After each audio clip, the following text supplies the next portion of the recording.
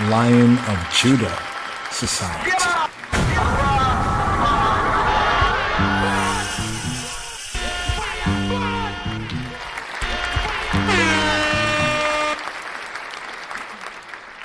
Mor Samek Aleph La Menatziach Mizmor Samek Aleph La Menatziach Alla Niginata Litavid Shima Elohim Arinati Hakshara Tekilat.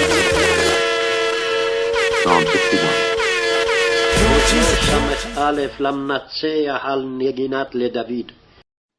Psalm 61. מזמור סמך א' למנצח על נגינת לדוד. Psalm 61. מזמור סמך א' למנצח על נגינת לדוד. Hear my cry, O God, O God, O God. שמעה אלוהים רינתי. Attend unto my prayer, my prayer, my prayer, my prayer. הקשיבה תפילתי. From the end of the earth will I cry unto thee when my heart is overwhelmed. Lead me to the rock that is higher than I. For thou hast been a shelter for me and a strong tower from the enemy. I will abide in thy tabernacle forever. I will trust in the covert of thy wings. Selah. For thou, O God, hast heard my vows. Thou hast given me the heritage of those that fear thy name. Thou wilt prolong the king's life, and his years as many generations. He shall abide before God forever. O prepare mercy and truth, which may preserve him. So will I sing praise unto thy name forever, that I may daily perform my vows, my vows, my vows, my vows, my vows, my vows, my vows, my vows. Yes. Areb Tov. Today's daily psalm right there, Psalm 61. 61st psalm right here, according to royal order. After the order of Melchizedek right here, we have Psalm 61. Mizmor Samek Aleph. Samek Aleph. We have a prayer right here in Exile. So today's daily psalm right here till Pentecost Day. Hamishim, the 50th day, fully come. Here, counting up this seventh, right, Shabua right here at the fourth day of the Shabua, here at the at what's called the Wednesday, the fourth day of the Shabua right here, looking forward to Shabuot. And for those who are celebrating Shabuot according to the other count, we say Chag HaShabuot Sameach. How's it going? How's it growing? But right here, we're going to segue to the evening psalm. First up right here, the evening psalm for the fourth day. Here we have Psalm 94, the evening psalm. We're going to return to Psalm 61, as we move forward. But right here, Ereb Tov, good evening. Boker Tov. Well, let's go through the stages. Ereb Tov, for those that's evening time coming in. Laila Tov, Laila, night, good. Laila Tov, and also to those in the dawning periods on this earthly plane, right here, we say Boker Tov. But here, Shalom, Chavarim, Shalom, Rastafari. Right here, Psalm 94, evening psalm. Let's cue this here for the Ivrit, the Hebrew.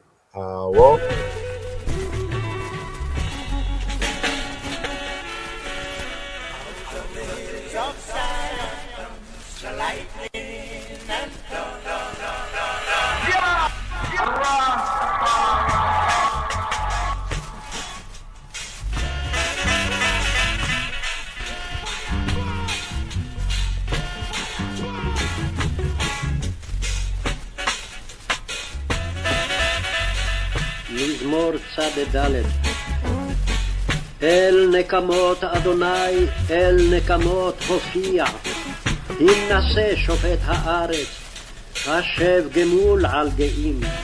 עד מתי רשעים אדוני, עד מתי רשעים יעלוזו, יביעו ידברו עתק, יתאמרו כל פועלי אבן. עמך אדוני ידכאו, ונחלתך יענו, אלמנה וגר יהרוגו, ויתומים ירצחו. ויאמרו לא יראה יה, ולא יבין אלוהי יעקב.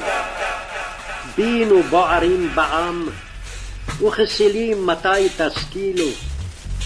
הנוטע אוזן הלא ישמע, אם יוצר עין הלא יביט. היוסר גויים הלא יוכיח, המלמד אדם דעת. אדוני יודע מחשבות אדם, כי המה הבל. אשרי הגבר אשר תייסרנו יה, ומתורתך תלמדנו. להשקיט לו מימי רע, עד יקרא לרשע שחת. כי לא יטוש אדוני עמו, ונחלתו לא יעזוב. כי עד צדק ישוב משפט, ואחריו כל ישרי לב. מי יקום לי עם מרעים, מי יתייצב לי עם פועלי אבן. לולא אדוני עזרת לי, כמעט שכנה דומה נפשי. אם אמרתי מה תרגלי, חסדך אדוני יסעדני. ברוב שר אפי בקרבי, תנחומך ישעשעו נפשי. היי חברך כיסא אבות, יוצר עמל עלי חוק.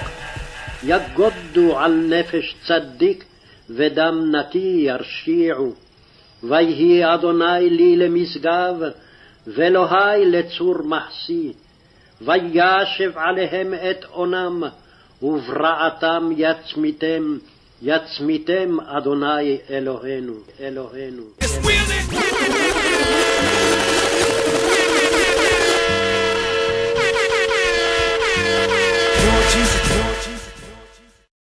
Psalm 94.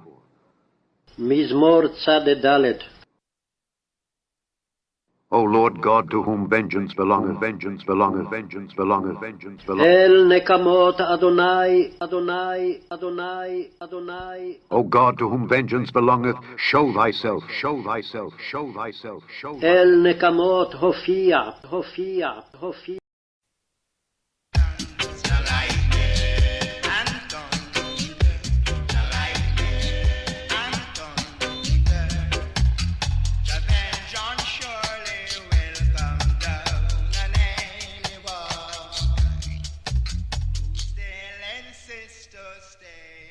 Lion of Judah Society. Psalm 94. מזמור צ"ד. O Lord God, to whom vengeance belongeth, vengeance belongeth, vengeance belongeth, vengeance belongeth. אל נקמות אדוני, אדוני, אדוני, אדוני. O God, to whom vengeance belongeth, show thyself, show thyself, show thyself, show. אל נקמות הופיע, הופיע, הופיע, הופיע. Lift up thyself, thou judge of the earth, judge of the earth, judge of the earth. הנשא שופט הארץ, שופט הארץ, הארץ, הארץ. Render a reward to the proud, to the proud, to the proud. השב גמול על גאים, על גאים, על גאים, על גאים. Lord, how long shall the wicked, shall the wicked, shall the wicked, shall the... עד מתי רשעים אדוני, אדוני, אדוני, אדוני. How long shall the wicked triumph, triumph, triumph? עד מתי רשעים יעלוזו, יעלוזו, יעלוזו, יעלוזו, יעלוזו. How long shall they utter and speak hard things, hard things, hard things? יביעו ידברו עתק, עתק, עתק, עתק. And all the workers of iniquity boast themselves, boast themselves, boast themselves, boast themselves. יתאמרו כל פועלי אבן, אבן, אבן, אבן.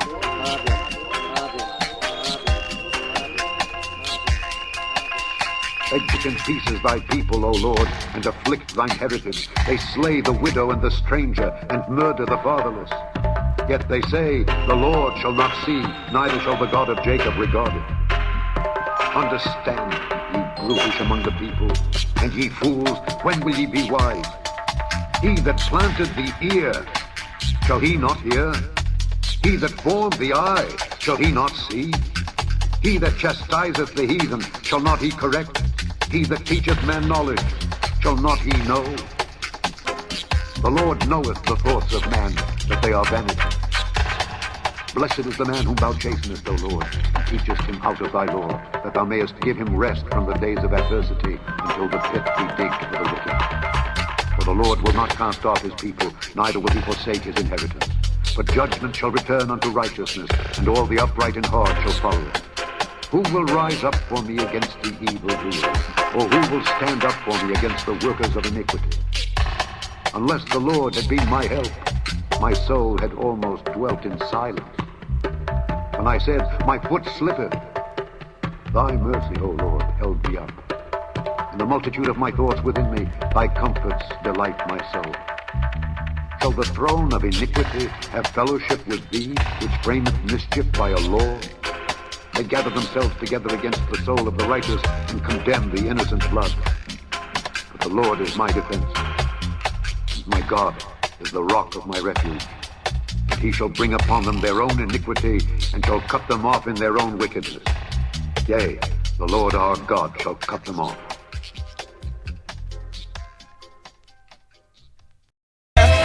The eyes of the beholder, and love is in the presence of the love maker.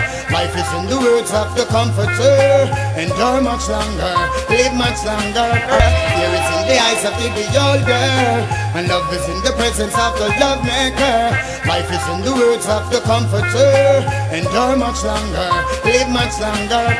Here is in the eyes of the beholder, and love is in the presence of the love maker. Life is in the words of the comforter. Endure much longer, live much longer. I test around his chest and Rastafari is his name. Psalm 94. מזמור צד ד'. O Lord God, to whom vengeance belongeth, vengeance belongeth, vengeance belongeth, vengeance belongeth. אל נקמות אדוני, אדוני, אדוני, אדוני. O God, to whom vengeance belongeth, show thyself, show thyself. אל נקמות הופיע, הופיע, Lift up thyself, thou judge of the earth, judge of the earth, judge of the earth. הינשא שופט הארץ, שופט הארץ, שופט הארץ, שופט הארץ. Render a reward to the proud, to the proud, to the proud, to the proud. השב גמול על גאים, על גאים, על גאים. Let God arise, let his enemies be scattered. Let them also that hate him flee before him. As smoke is driven away, so drive them away. As wax melteth before the fire, so let the wicked perish at the presence of God. But let the righteous be glad. Let them rejoice before God. Yea, let them exceedingly rejoice. Sing unto God, sing praises to his name. Extol him that rideth upon the heavens by his name, Yah, Yah, Yah, and rejoice before him. A father of the fatherless, and a judge of the widows is God in his holy habitation. God setteth the solitary in families. He bringeth out those which are bound with chains, but the rebellious dwell in a dry land. For our God is a consuming fire.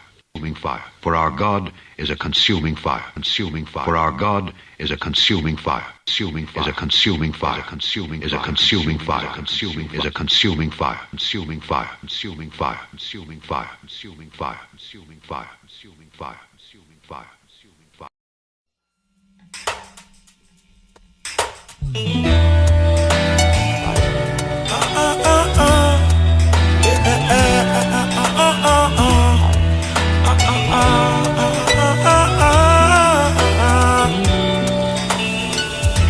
But know this, yeah. In the last days, perilous times will come. Men will be lovers of themselves, lovers of money, boasters, proud, blasphemers, disobedient to parents, unthankful and unholy, unloving, unforgiving, slanderers without self-control, brutal, despisers of good, traitors and headstrong, haughty, lovers of pleasure rather than lovers of Jah, Rastafari, having a form of godliness but denying the power. And from such people people turn away.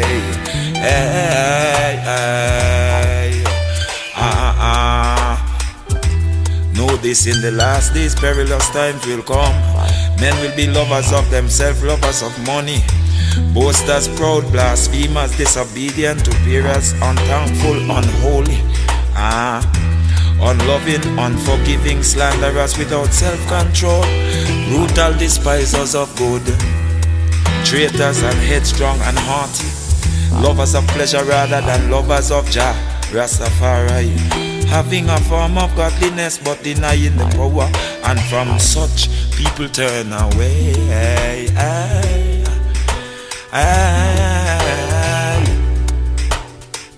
For of this sort are those who creep into households and make captives of gullible woman, loaded down with sins, led away by various lusts, always learning and never able to come to the knowledge of truth. Yeah, know this, know this, know this. Sing, oh barren, you who have not born, break forth into singing and cry aloud. You who have not labored with child, for more are the children of the desolate than the children of the married woman, says the Lord. Enlarge the place of your tent, let them stretch out the curtains of your dwellings. Do not spare, lengthen your cords, strengthen your stakes, for you shall expand to the right and to the left, and your descendants will inherit the nations and make the desolate cities inhabited. So do not fear, you will not be ashamed, neither be disgraced, for you will not be put to shame. For you shall forget the shame of your youth.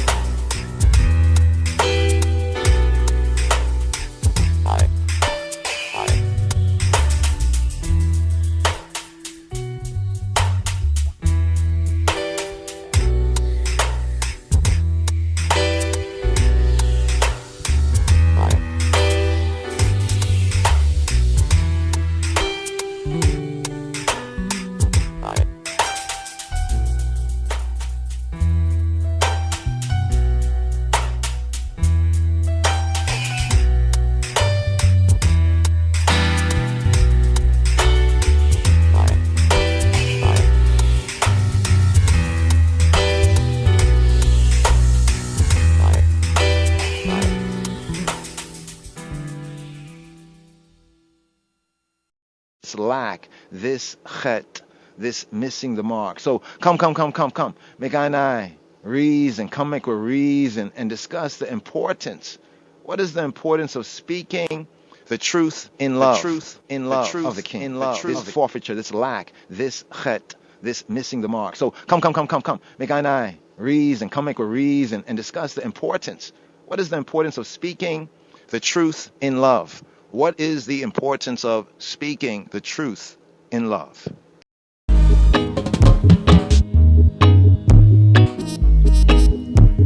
To be loyal and to praise the king, but them a be loyal and not praise the king. To be loyal and to praise the king, them is be loyal and to praise the king. Yeah, for now shall I prevail to see the confounded your enemies head. All them intellectual deep got spilled, and them full numbers amount to nil. Them is be loyal not to praise the king. Why? Technological overkill. Them evil, for denial of the King of Kings. Them is be liar not to praise the King. 1932 sides are earth. It is a falling and a birth, and the 13 in the number will be the annual cycle still. Be liar not to praise the King. Them is be liar not to praise the King. For any reason a good man held down. Levity 23 without cause. Computer cursor writing in cursive. And the 15th day of the 7th month. For 7 days the harvest will be the feast of inundation still. Wow. Wow. Wow. 7th month, 15 days, 7 days added, and the 8th month up to 23, and it shall be holy. And the statutes forever beyond to I and I Rastafari generationally.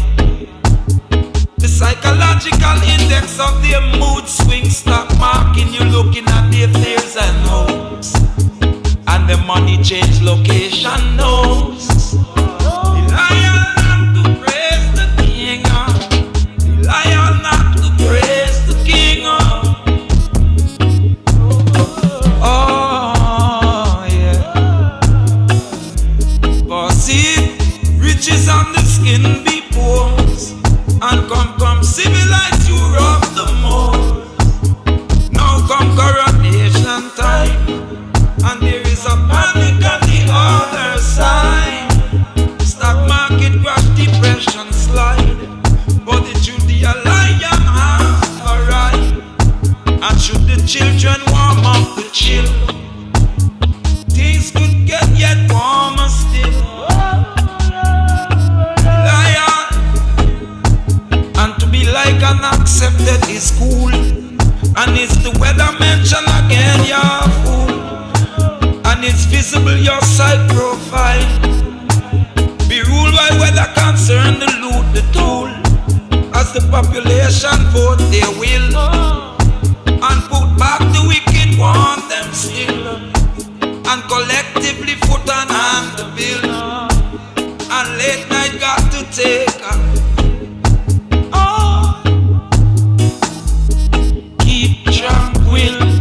Ever since science found out how interrelated is, the resource and must need sharing, and look where everything needed is located. So them a be loyal not to praise the King. Oh yeah. Them agricultural and them military wing. Upon these Jews them concentrating. Whoa. Be liar. Be liar.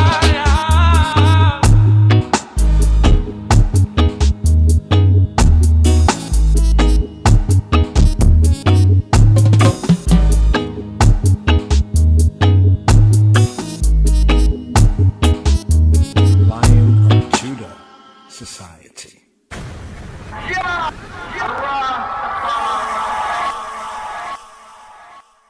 So here today's daily psalm. We have Mizmor Samek Aleph.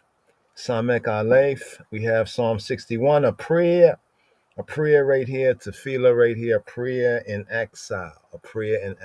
Today's daily psalm, a petition to Elohim, to the creator, the ruler, the judge, for restoration, is offered by a person away from his home.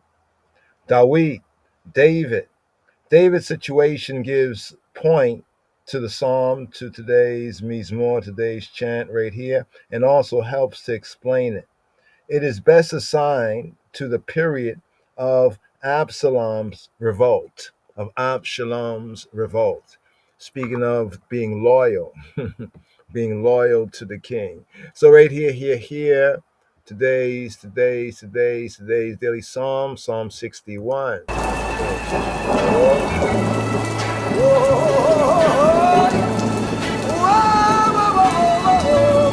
Bone again, Shalom Chaverim. Here we have today's daily Psalm. We have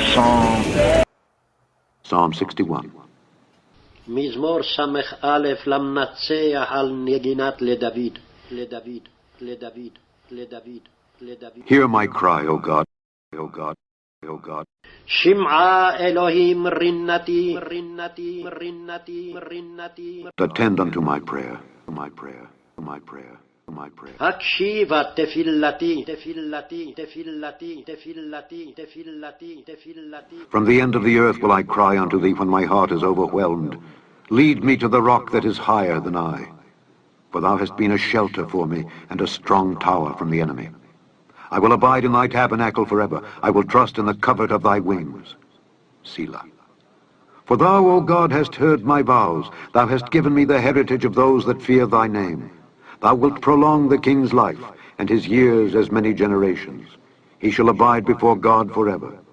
O prepare mercy and truth, which may preserve him. So will I sing praise unto thy name forever, that I may daily perform my vows, my vows, my vows, my vows, my vows, my vows, my vows. That I may daily perform my vows. Interesting, in the previous Psalm here, we had Psalm 65, Psalm 65. And the theme, Chabarim, the theme of vows was also found there. And also in the Torah reading and feeding before us, we also have the theme of vows. So today's daily Psalm, once again, we have Psalm 61, Mizmor Samek Aleph, Samek Aleph, Psalm 61, and the theme, the prayer, Tefillah, right? Tefillah is prayer, Tehillah is praise. Here we have Tefillah in exile, a petition, Sha'ela, ask, and ask to the Creator, and ask to Elohim for restoration is offered by a person away from his home. Remember, it's a prayer in exile. David's situation gives point to the Mizmor Samek Aleph, and helps to explain it. Best being assigned to the period of Absalom's revolt. Now, for the scriptural context, right here, we also have Psalm 17, linking also Psalm 17. So now, first things first, we want to share a little midrash, a little study. But what's interesting here, right, is that in today's daily Psalm, let me look at the notes right here. I think it's KJV will be verse 5. For thou, O Elohim, hast heard my vows. Thou hast granted the heritage, even the divine heritage, the heritage of those that fear or that reverence thy name. Now, here I'm looking at the Hebrew and always like to compare and contrast in studies right here. Let's see if we can open up the let's open up the KJV. Give me one moment right here. So we have Psalm 61, verse 5. Yeah, same thing basically. Yeah. For thou, O Elohim, has heard my vows. And then when we scroll to, okay, let's bring this up right here just for a cross comparison right here. So this verse here, also with the Torah reading and feeding here in the season, also there's the theme of vows. And there's also the theme of what is a vow. A vow is a votive offering. In the Hebrew, right, vow, neder, a vow, to nadar is to vow. So nadar is the verb, right? And neder is the noun. So nadar, nadar, he vowed a vow. Nadar, neder, nadar, right? He vowed a vow. So vows are votive, how we vote, our yay. Remember Moshiach, Robenu, Adonenu, Yeshua HaNotri, Jesus of Nazareth, Yeshua HaMoshiach. He said to the disciples then and to the disciples now, saying to I and I, he says, let your yea be yea, right? Let your what yea be yea, and your nay be nay. So a vow, a votive offering, often defined and brought out as like a promise, a vow to do or not to do. So the vows here that we have in verse 5 here in today's daily psalm, this form part of his supplication, part of his asking for favor, asking for grace, even if it's undeserved, but favor, grace. That's what supplicating, the Hanan, beseeching, right? But they are not specified. What these vows are here in the psalm is not specified. There's different vows we read of in the Torah studies. We just came through Leviticus here, Bamidbar, in Numbers. For example, we have the vow in Naso. We have the vow of the Nazir, aka the Nazarite.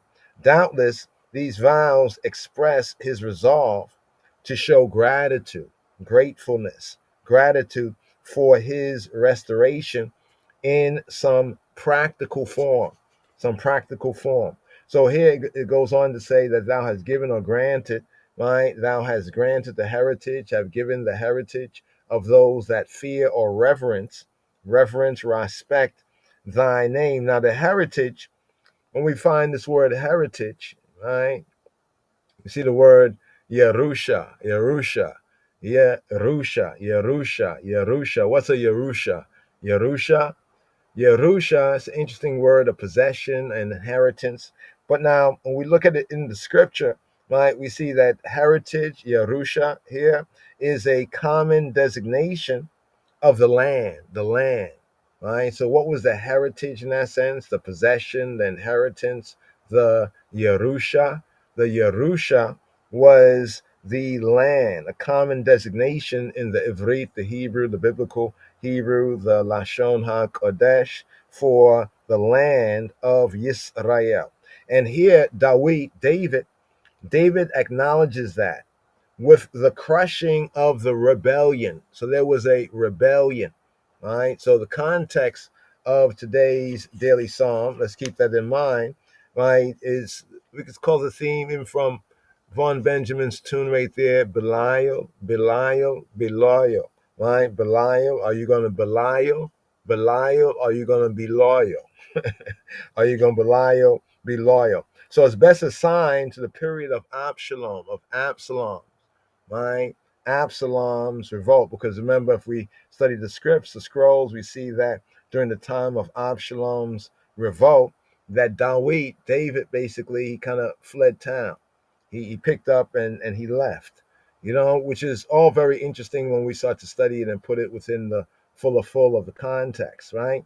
So in today's daily psalm, theme of prayer and exile, just zooming in on the vows, this theme of the vows that we have right here, the vows, because actually it was the last verse that really resonated until going through to zoom in on that we recognize chant. It's not just the last verse, but it's also KJV wise, is the fifth verse that speaks of the vows. For thou, O Elohim, O Creator, right, ruler, judge, has heard my vows.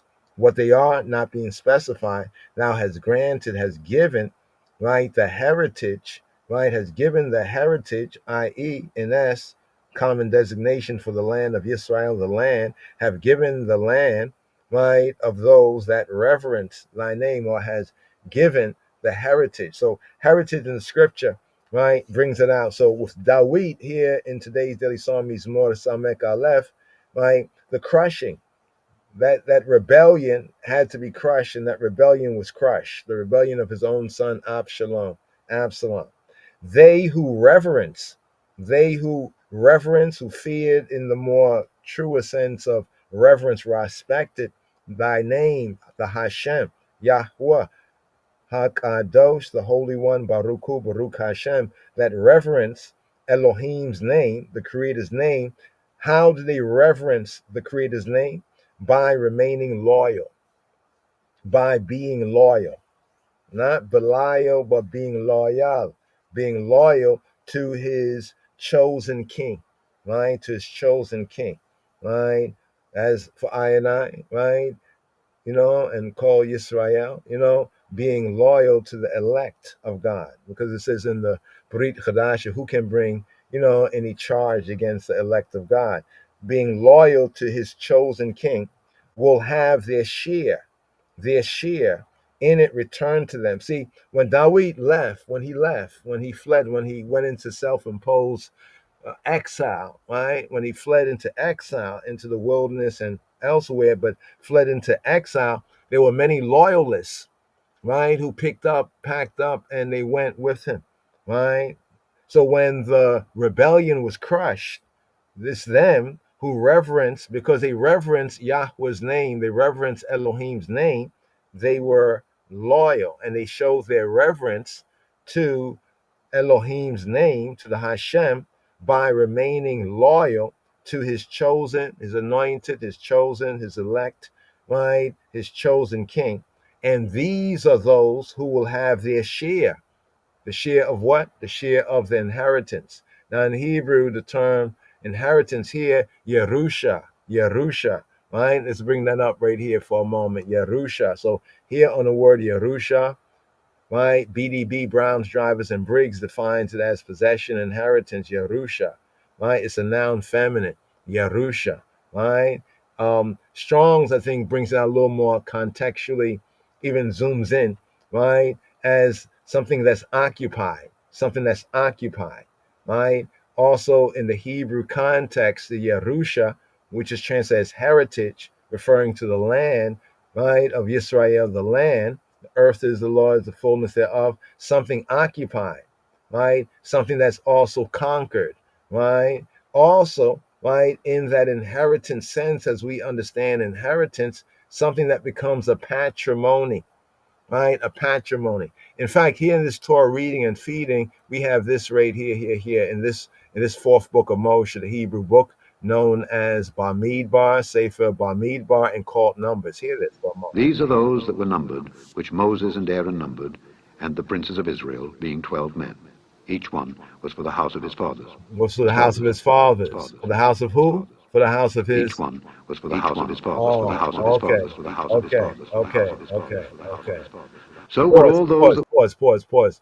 Now, this here is from this as we come into the fourth book, right, known as Numbers, right? We call this here all able to go forth to war.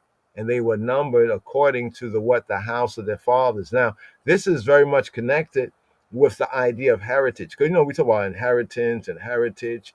And yes, we're talking about it according to like other laws and the Gentile laws, the nations' laws, so forth and so on. But now when we now look at scripture, right, we should not superimpose, right, on the true meaning or definition of the terms, this Western Gentile way of thinking, of the Western Gentile way. This is why it's important to study, right? So right here, the patrimony, what does patrimony mean?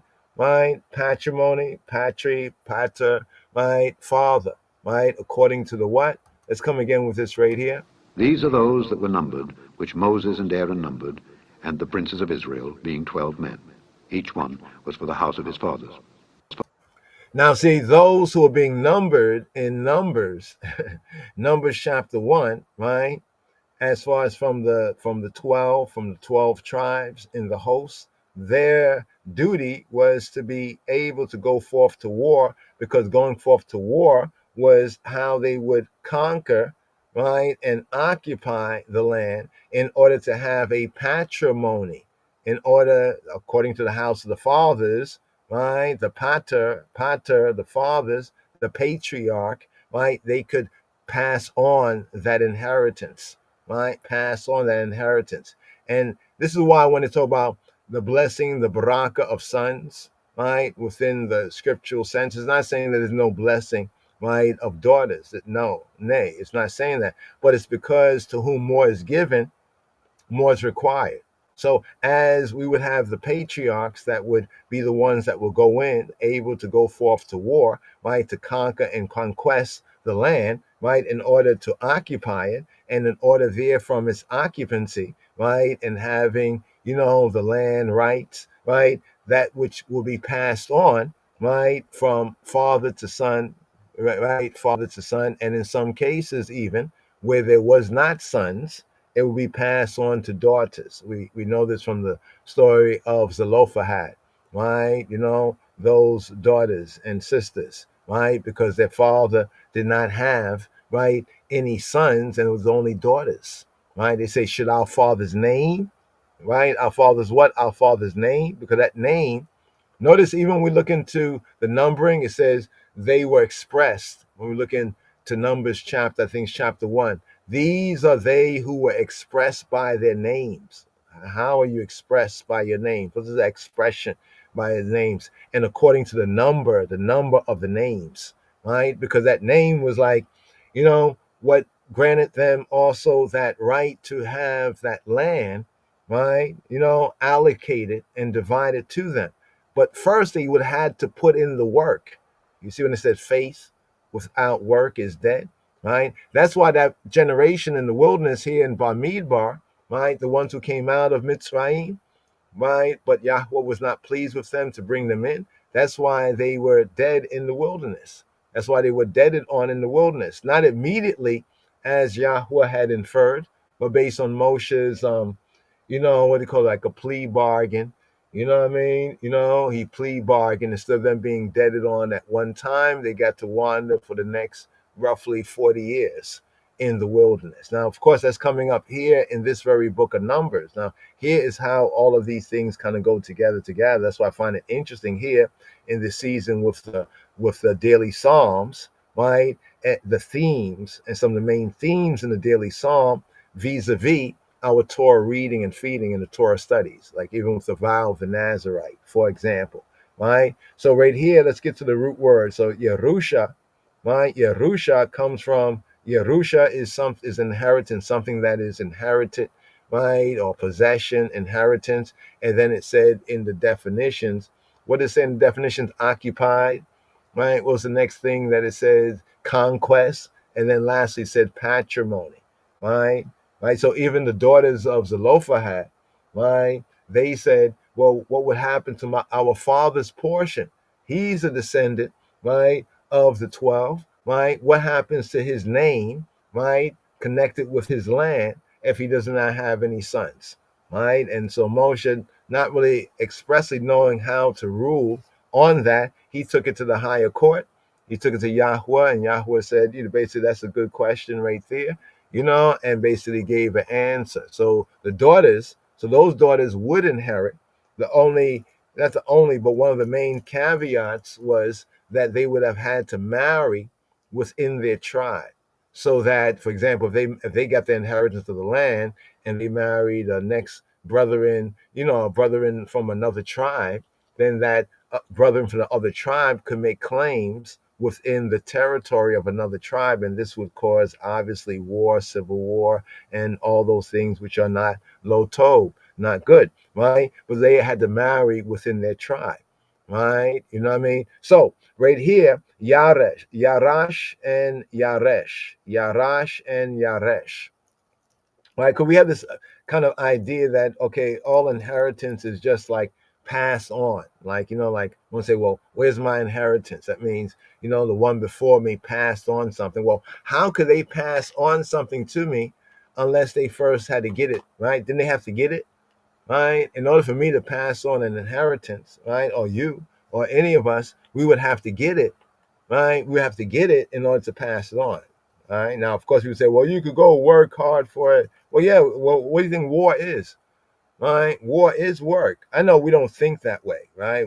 But because we've been programmed not to think that way. We kind of think in a kind of a counterfeit, Western Gentile, counterfeit Christian Gentile minded sense. You know what I mean? And not really recognizing the reality. When we recognize the reality, then it becomes clear. At least then we can understand, well, what was it then? Right? And in some cases, what it be like and what it might have to be like even now. Right? But here, Yarash means to seize, right? To dispossess, to take possession of. Now, what's interesting about this word Yarash, in Amharic we have Weresh. So Yarash is the Hebrew, right? Yarash, Yaresh. In the Amharic, from the Ge'ez roots, we have Weresh, right? Like when His Majesty was known as Alga Werash, right? In Darase, Alga Werash, right? Bala Mulu Sultan, as regent and plenipotentiary and heir, like the heir apparent, the heir, Alga Werash, right? The similarities of Afro-Semitic roots. Here we have Yarash. So here, right, the ancient most idea. I mean, even with, you know what I mean, even with the Rastafari, you know, he did at certain points have to take things. You have time to take things, you know, you have to take things. You have to take things into hand in order to do what's best for the land and for the man, for the people and the land. But here to seize, to dispossess, because remember, who is the landlord? I mean, who is really the landlord according to the scripts and the covenant?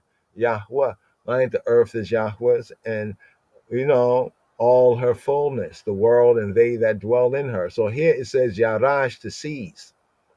So when we talk about inheritance, did you think that the root ancient idea of inheritance had anything to do with seizing something or even dispossessing something, taking possession of it, right? Inheriting, disinheriting, occupy, impoverish. You see the last one there? That's like the Alga Warash, right? In the Israelites of Ethiopia order, right? Or the royal Ethiopian. So we say Israelites of Ethiopia, aka royal Ethiopian.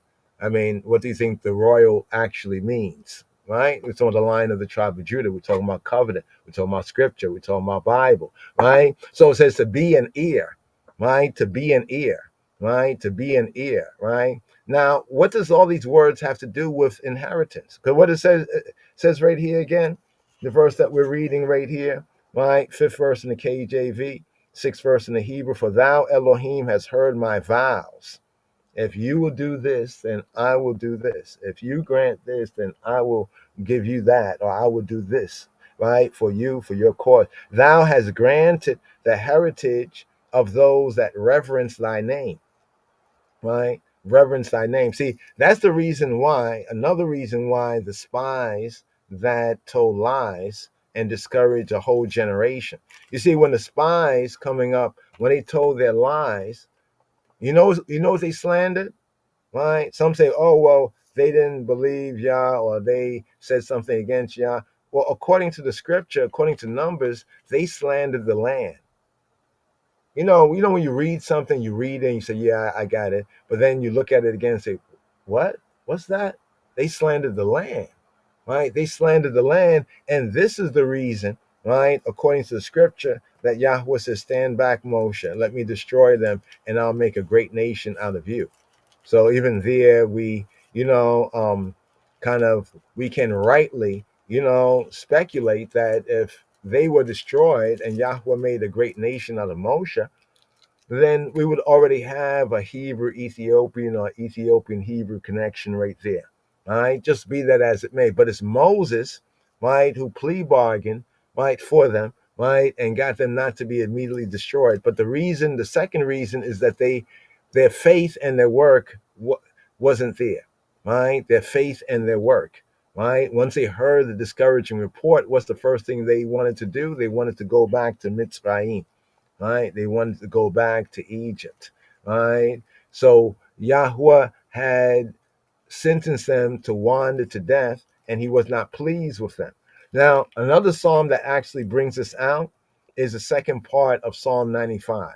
And the second part of Psalm 95 is very interesting because this is all just to the theme here in the book of Numbers, right? Because remember, a vow is like, you give your word, right? You give your word to do or not to do something, and you don't keep your word, right?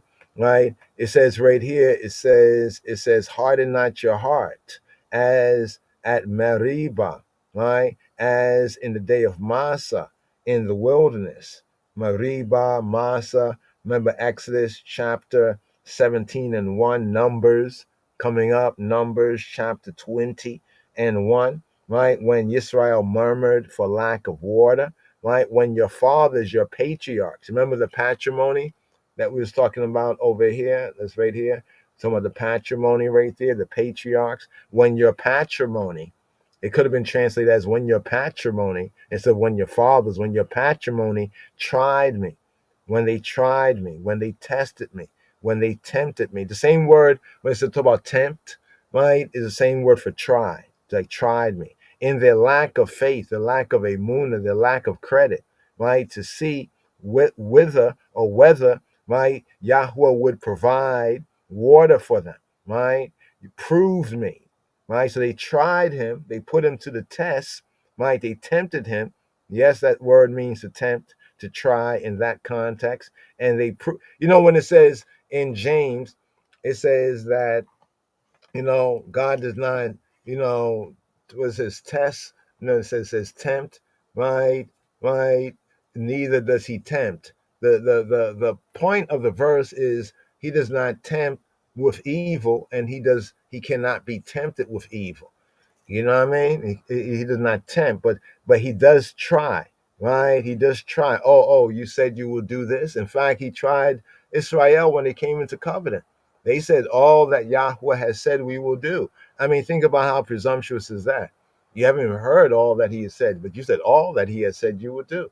And then later on, they added to that. They said, and we will be obedient, right? And we will be obedient, right? And then notice when he came forward in Exodus 20 and spoke 10 words, right? 10 words.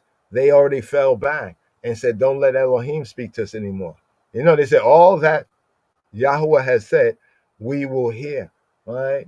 Called the, what I mean? All that he has said, we will hear. And then when they heard him in Exodus chapter 20, they said for Moshe to be their mediator. But so they proved him. They tested him, right? They doubted his ability to supply their want, their desire, their need, right? Then it goes on and it says, even though they saw my work, right? Even though they saw my regular doing, they saw my work, right? The work that was in Mitzrayim in Egypt, at the Yam Suf, also the work in that sense would mean the divine providence, right? I'm just to highlight on this so we can just get to this here. For 40 years was I wearied with that generation and said, this is what Yahweh said according to Psalm 95. We just segued to Psalm 95 momentarily. Just put this on for now, right? The call to Yisrael to worship. It's an interesting psalm. It's the first of the Kabbalah Shabbat Psalms. First of the Psalm, the sixth Psalm, Psalm 95 to 99 plus Psalm 29 for the 6 days of the Shabuah, right? On the Shabbat Eve, as we go into the Shabbat time, it's a call to Yisrael, the Beta Israel, to worship.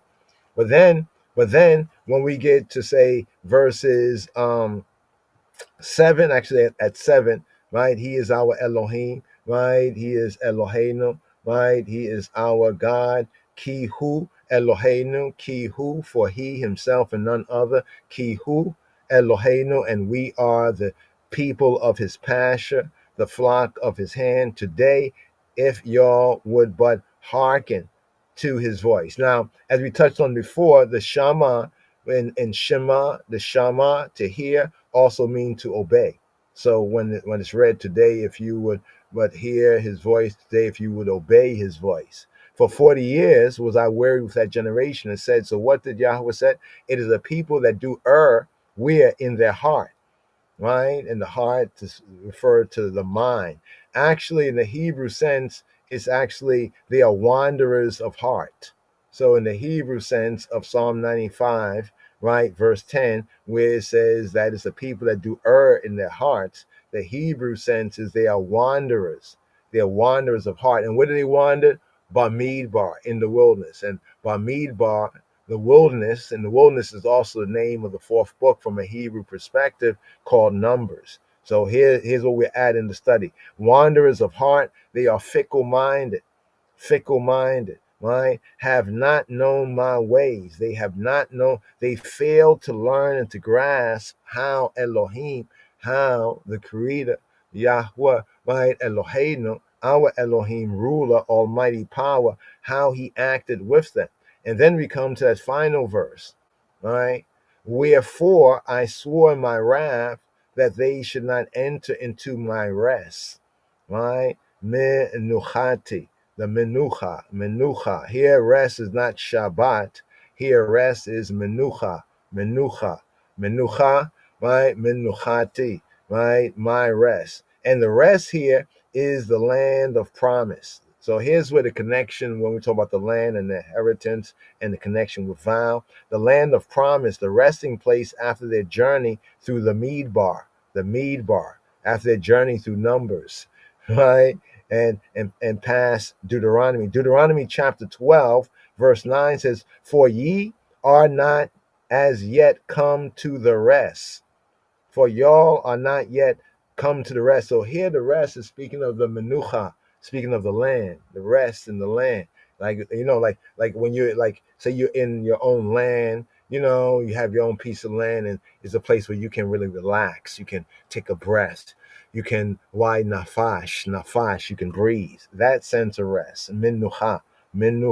You have not yet come to the rest, and to the what? To the inheritance, right? That Yahweh, your Elohim, giveth thee, right? So this is actually in, let's see if we just can bring this out right here, just a little bit right here. I was going to share Midrash, and here, just in the inspiration, it's like going through a Midrash right here. Midrash, darash means to seek, to study. Darash, to inquire or require. But in the context of what it says, like seek the Lord while he may be found, right? So we say Midrash, right? From darash, to seek, to study, to inquire, like study to shew yourself approved. Here, let's go to 12, right? 12 and 9. Deuteronomy 12 and 9, right? So just so you can see this right here. It says, for ye, right? For y'all. Now remember Deuteronomy, when we get to Deuteronomy, Moshe is speaking to the children of those who wandered, the wanderers in heart who wandered to death, right? The ones who Yahweh brought out. So check that out. The ones who he brought out of captivity or bondage, he was not pleased with to bring them into the land. You know what I mean? Like you bring somebody out of jail, out of prison, but he said, I'm not gonna take you into my house. Instead, I'll take your children. Right, but I'm not going to take you. That's the sense right there, right? For y'all are not as yet come to the rest. Is this the word right here? There we go. Menucha, not menucha, but menucha, menucha. You can say, well, menucha, right? Menucha, the resting place, menucha, right? So, see, in some cases of translation, rest over there is Shabbat as the verb. That's what we have to study to find out where it is, so that we can then begin to reflect and meditate, so we can get the truth, the spirit, all right? Not just the letter of the law, but the spirit of it, the proper context. Resting place, resting place, rest, quietness, rest, right here. This is the feminine menucha of the masculine manoach. You remember manoach? This is interesting, because don't we have Samson? We have Samson, right? The Nazarite vow. I know it's around here, right? The Samson. Don't we have the Samson? Wasn't his father named Manoach? Manoach, Manoach, right? Manoach means rest. Yeah, there we go. A Danite. He was of the tribe of Dan, right? Father of the judge, the Dan, right? Samson, right? And the inhabitant of Zorah, right? Right there. So we have Manoach. And Manoach, right? Manoach, resting place, a condition of rest, right? Repose, a condition of rest, coming to rest from Nuach. Now you can see the similarity, Nuach. What name does that sound like? Nuach, Nuach, right? Like Noah, Noh. In the Hebrew, Noh is contracted. Nuach, for Noah's name, Noh. Nuach, Noh.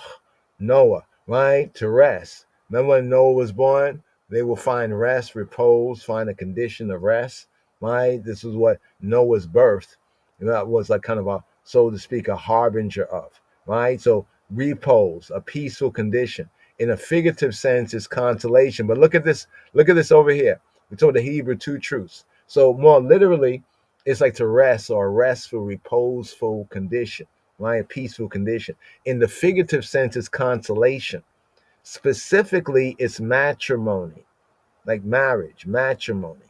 Right? This is why later on in the prophets, when the prophets are speaking to Yisrael and Yehuda, right, to all of Yisrael, well, basically when they split mainly to Israel and Yehuda, but to all Israel and to separately the northern kingdom and the southern kingdom, it often likens the relationship of Yahweh with them in the land. Notice when Yisrael is coming out of Mitzrayim, there Yahweh refers to Yisrael as his son.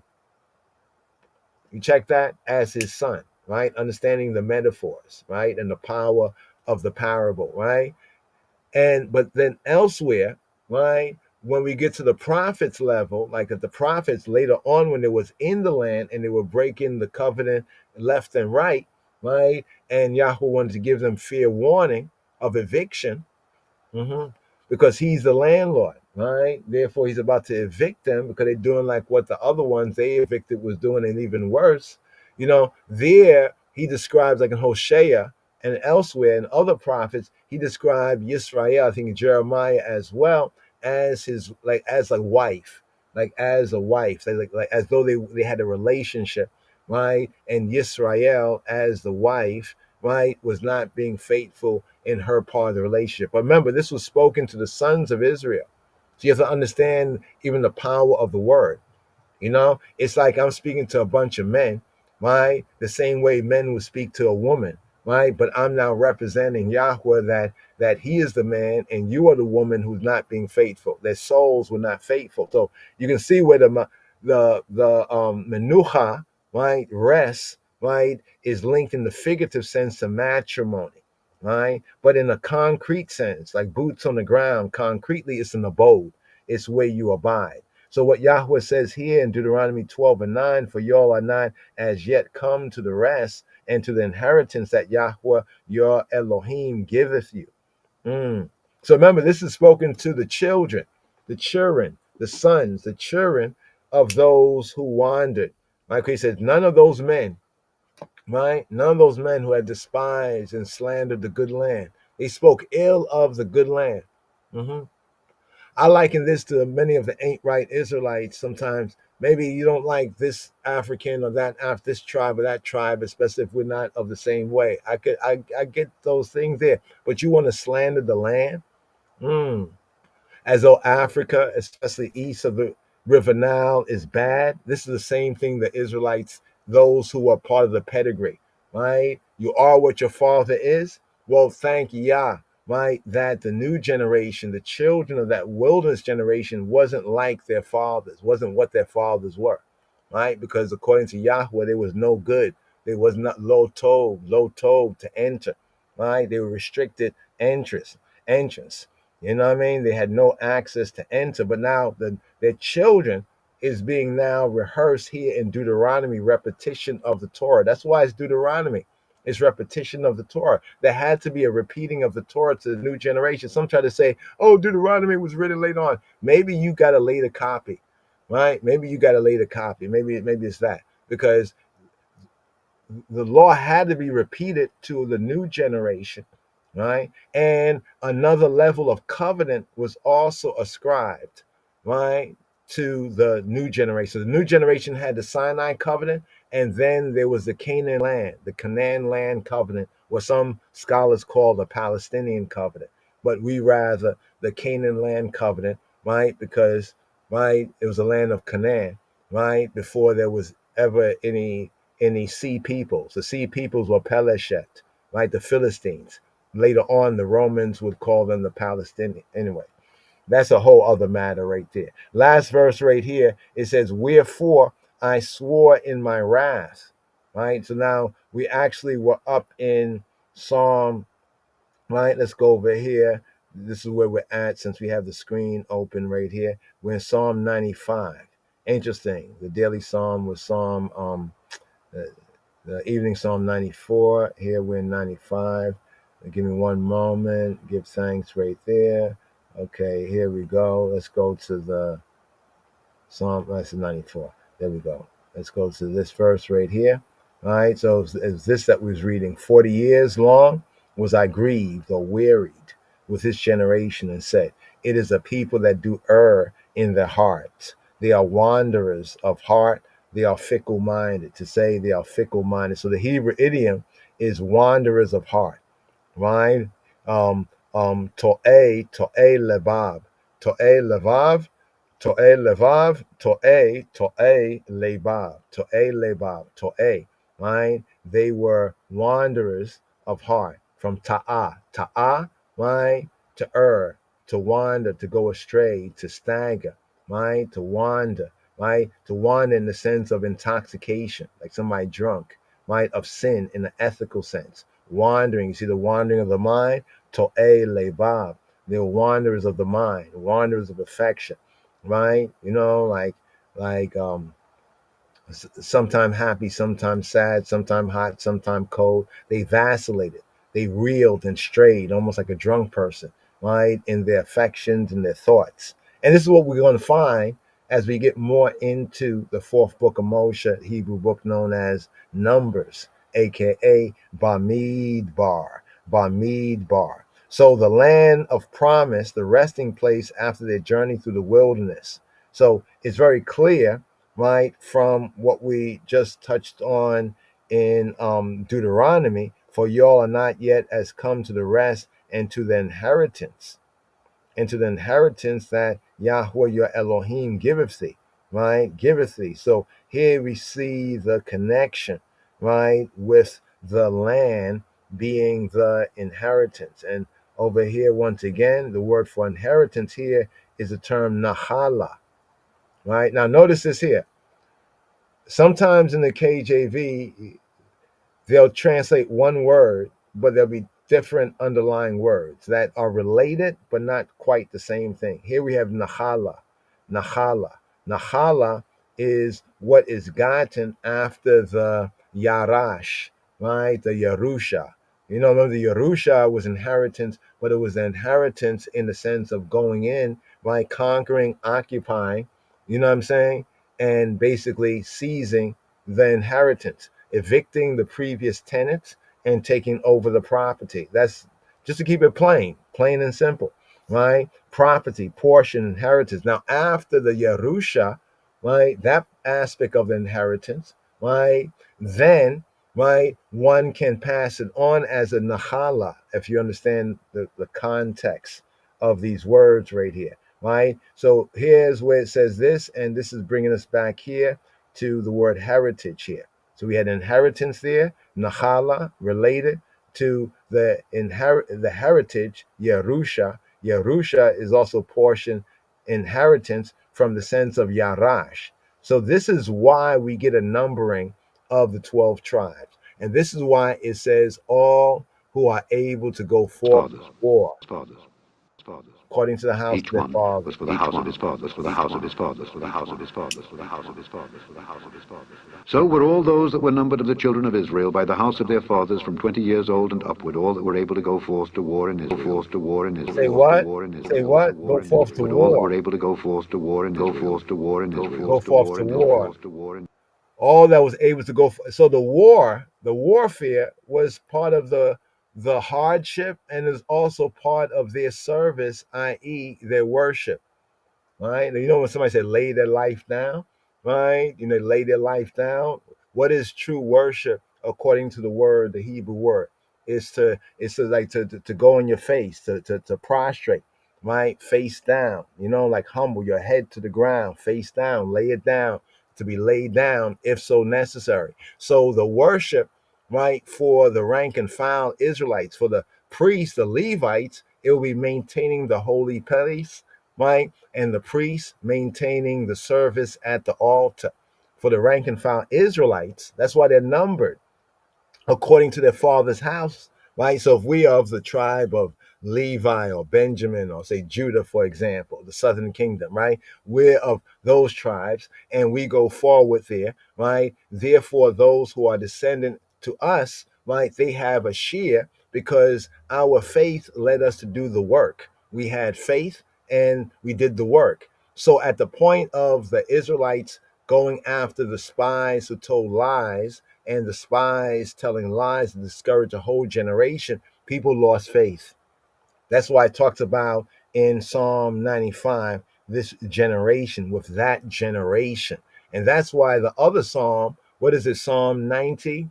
Psalm 90, the prayer of Moses, Tefillah of Moshe, Ish Ha Elohim, the man of the true good, the true God, where it says about 70 years and 80 years. It wasn't speaking about life expectancy in general, right? Because in some places people lived half that and they were old people. You know, we hear about recent history or past history in the West. Some people just living to 30 years old or 40 years old was like an old man. You know what I'm saying? On them levels, right? But it was because that was the maximum age that those who were numbered could have reached. Right? They said 20 years old and upward. Go do the math. You know what I mean? 40, right? We had 40 to 20. What do we have? 60, right? So most of those who were that age from say 60 to like 80, maybe they reach a little over 80, but none of them reached the levels of Aaron. Aaron was like 130. You got to do some research. How old was Miriam? Right? We know Moshe was 120. It said that he died on his birthday or his earth day. Right? So the proverb that says better is the day of a man's death than the day of his birth. So look at that. He passed away, right? You know, on his birthday. And look at that. Yahweh, according to the script, he buried him. That's why nobody found his sepulcher, right? And Satan could argue all he wants to. So to seize, dispossess, take possession of, inherit, disinherit, occupy, right? Impoverish. We got to do a little bit of study on how these words work together, right? To take possession of, yarash, right? To inherit, right? To impoverish, to come to poverty, to be poor. Well, let's put it like this. If one were to drive out another tenant, if somebody had a land and a house or something on that land and they're the landlord and they decided to evict the other tenants, but the tenants figure they've been there for a while and you can't evict us even though they violated all of the landlord's rules and everything, right? You know, like if you're a landlord and your tenant violates your rules, right, continually, you had a lot of forbearance with them, don't you have the right to evict them? I mean, if that's your land, right? If that's your land, I mean, even though it's not, we really don't own anything, but even in our ownership, our limited ownership of things, we would think it's our right to do that.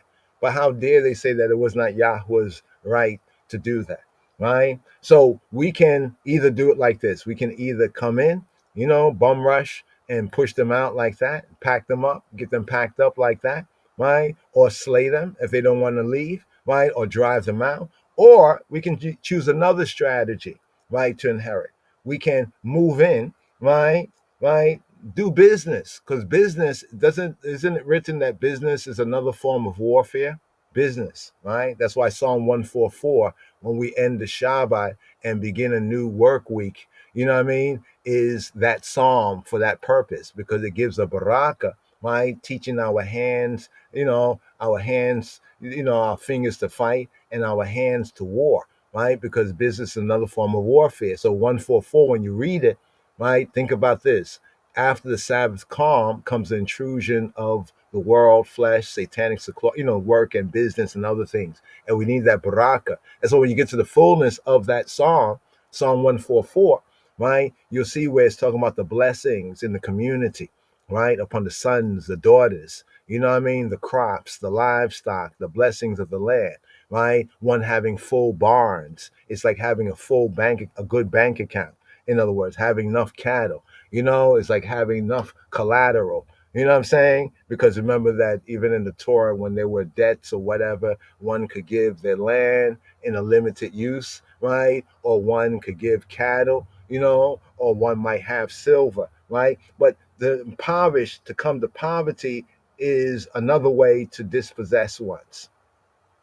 We know it today in the West as gentrification. You check that out as gentrification. Same thing there as gentrification. So to be dispossessed, to be impoverished, to come to poverty, right? This is all the related senses, right? Or if ones are going in, as the Israelites were to go in, It was to destroy, right? To destroy, drive out, kill if necessary, drive out, destroy, bring to ruin, and disinherit them, right? Basically by pushing them out and occupying the land. That's why here, Strong's bringing out the best. So they save the best for last. Strong's definition from the primitive root, right? The primitive Afro-Semitic, right? Ethiopic root to occupy. To do what? To occupy. Then in the parenthesis gives a sense of what is meant by occupy, open parentheses, to be driving out, right? So those who are numbered in numbers, once they heard the Deba is what the evil report is called, the Dibby Dibby report, the Deba. Once they heard the Deba, their hearts were discouraged, right? That's why Yahweh is going to destroy them, right? Because now they have no purpose. They don't have, what is their purpose? They want to go back to Mitzrayim. So what is your purpose? Moshe, stand back. Let me go through them one time. Let me slay them all as a man.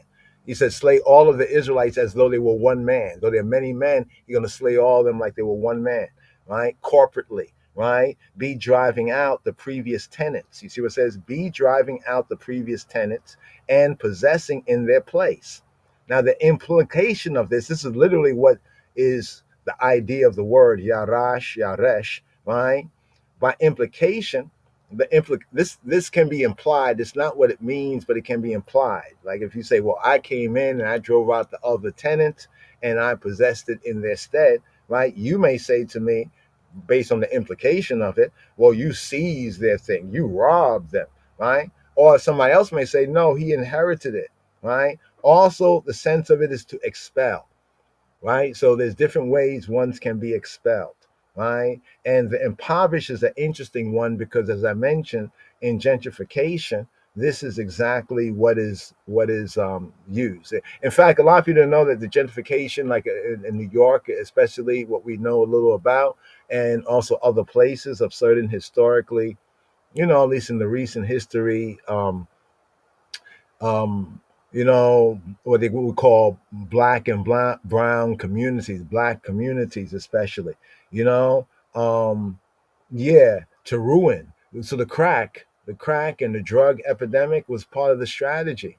Think about it for a moment, right? In many of these communities, it was hardworking people from down south, hail up to the Geechee Gullah, down south, and the Sea Islands, my people from the islands of South Carolina and elsewhere, and also our people and my people further south from the Caribbean as well came to the States, worked together, worked hard, bought property, built up property, had beautiful communities. And then all of a sudden, right, that's that movie. What was that movie again? It was that movie about well, it was about the 60s. I forget the name of it right now. But at the end of the movie, some of you know at the end of the movie, right, this kind of Obama-like guy, you know what I mean, is on a boat. He worked for the government, right? What was that name of that movie? Was it Black Panthers or something? Was it the Panthers movie? It might have been the Panthers movie, I think so.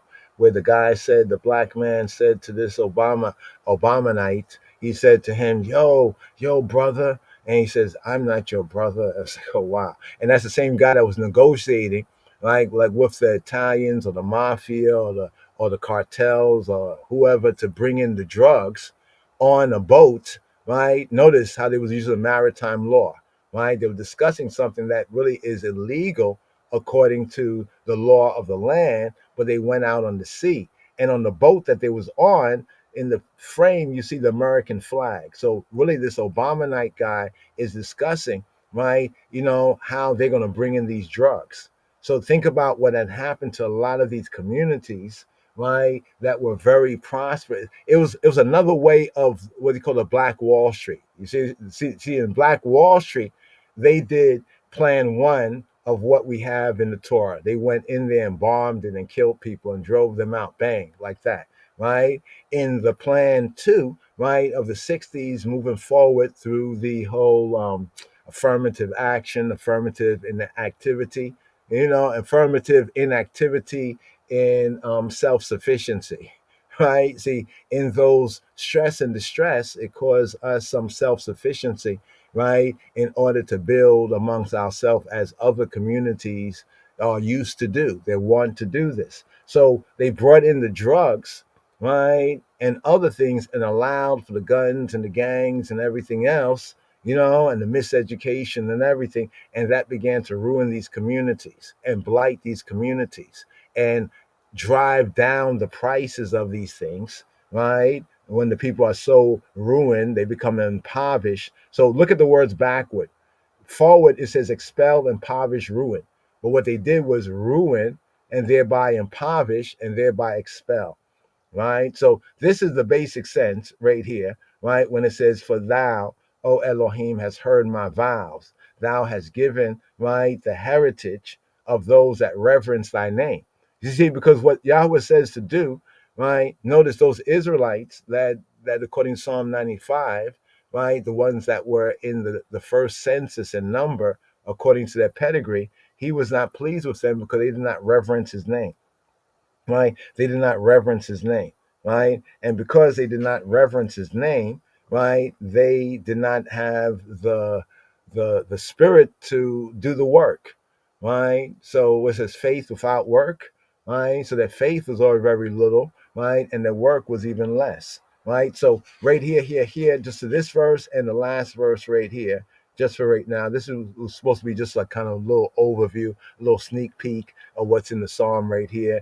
You know what I mean? But it is what it is, right? Because he be who he be, right? Baruch Hashem. Thanks be to Elohim. So will I sing praise to thy name. You see what it says? So will I sing.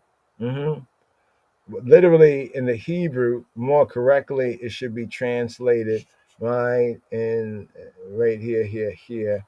Where we're at 60. Here we go. 60. I was looking at 62. Here was 61. I will sing, right? So will I sing, right? Praise, chant praises to thy name forever, that I may daily perform. Notice it where it says daily, day by day, perform my vows. So what David is saying right here is like every day, I'm speaking to you, right? I'm saying to you that I will do this, right? And every day you're doing this and that for me, and I'm doing what I say I would do, in my vow. I'm paying and I'm performing it, that I may daily perform or pay, right, my vows. Right, because the sense of performing a vow, as we mentioned before, right, it has to do with the shalom matrix, both to be in a covenant of peace, right, and also right here to complete, right, to be healthy in that sense, but also to finish or to make good, but in the direct sense, to make good to pay, right, to make good to pay. So here we have vows, right, the link with vows right here. Right, with vows right here.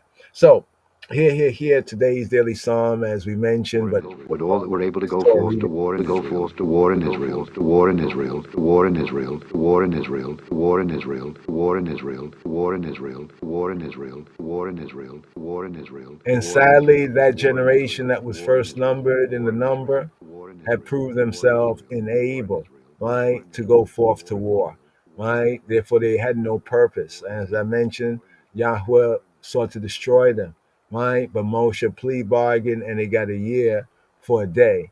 But Yahweh waited for the next generation, for their children.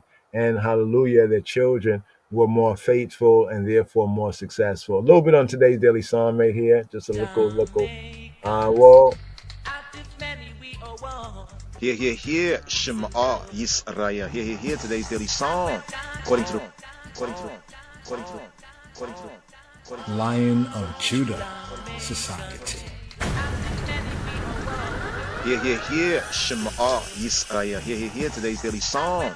According to the royal order of the Ethiopian Hebrews, and hereafter the order of Malachi, Tzedek, Melchizedek, the righteous king, even the king of kings. Weep not, behold, the lion of the tribe of Judah, the root of David, has prevailed to open the book and to loose the seven seals thereof. Here, Mizmor Samek Aleph, Psalm 61. And here, Midrash, a study from the Midrash Tehillim on Psalm 61, Mizmor Samek Aleph. Psalm 61, Psalm LXI. For the leader with string music, a psalm of David.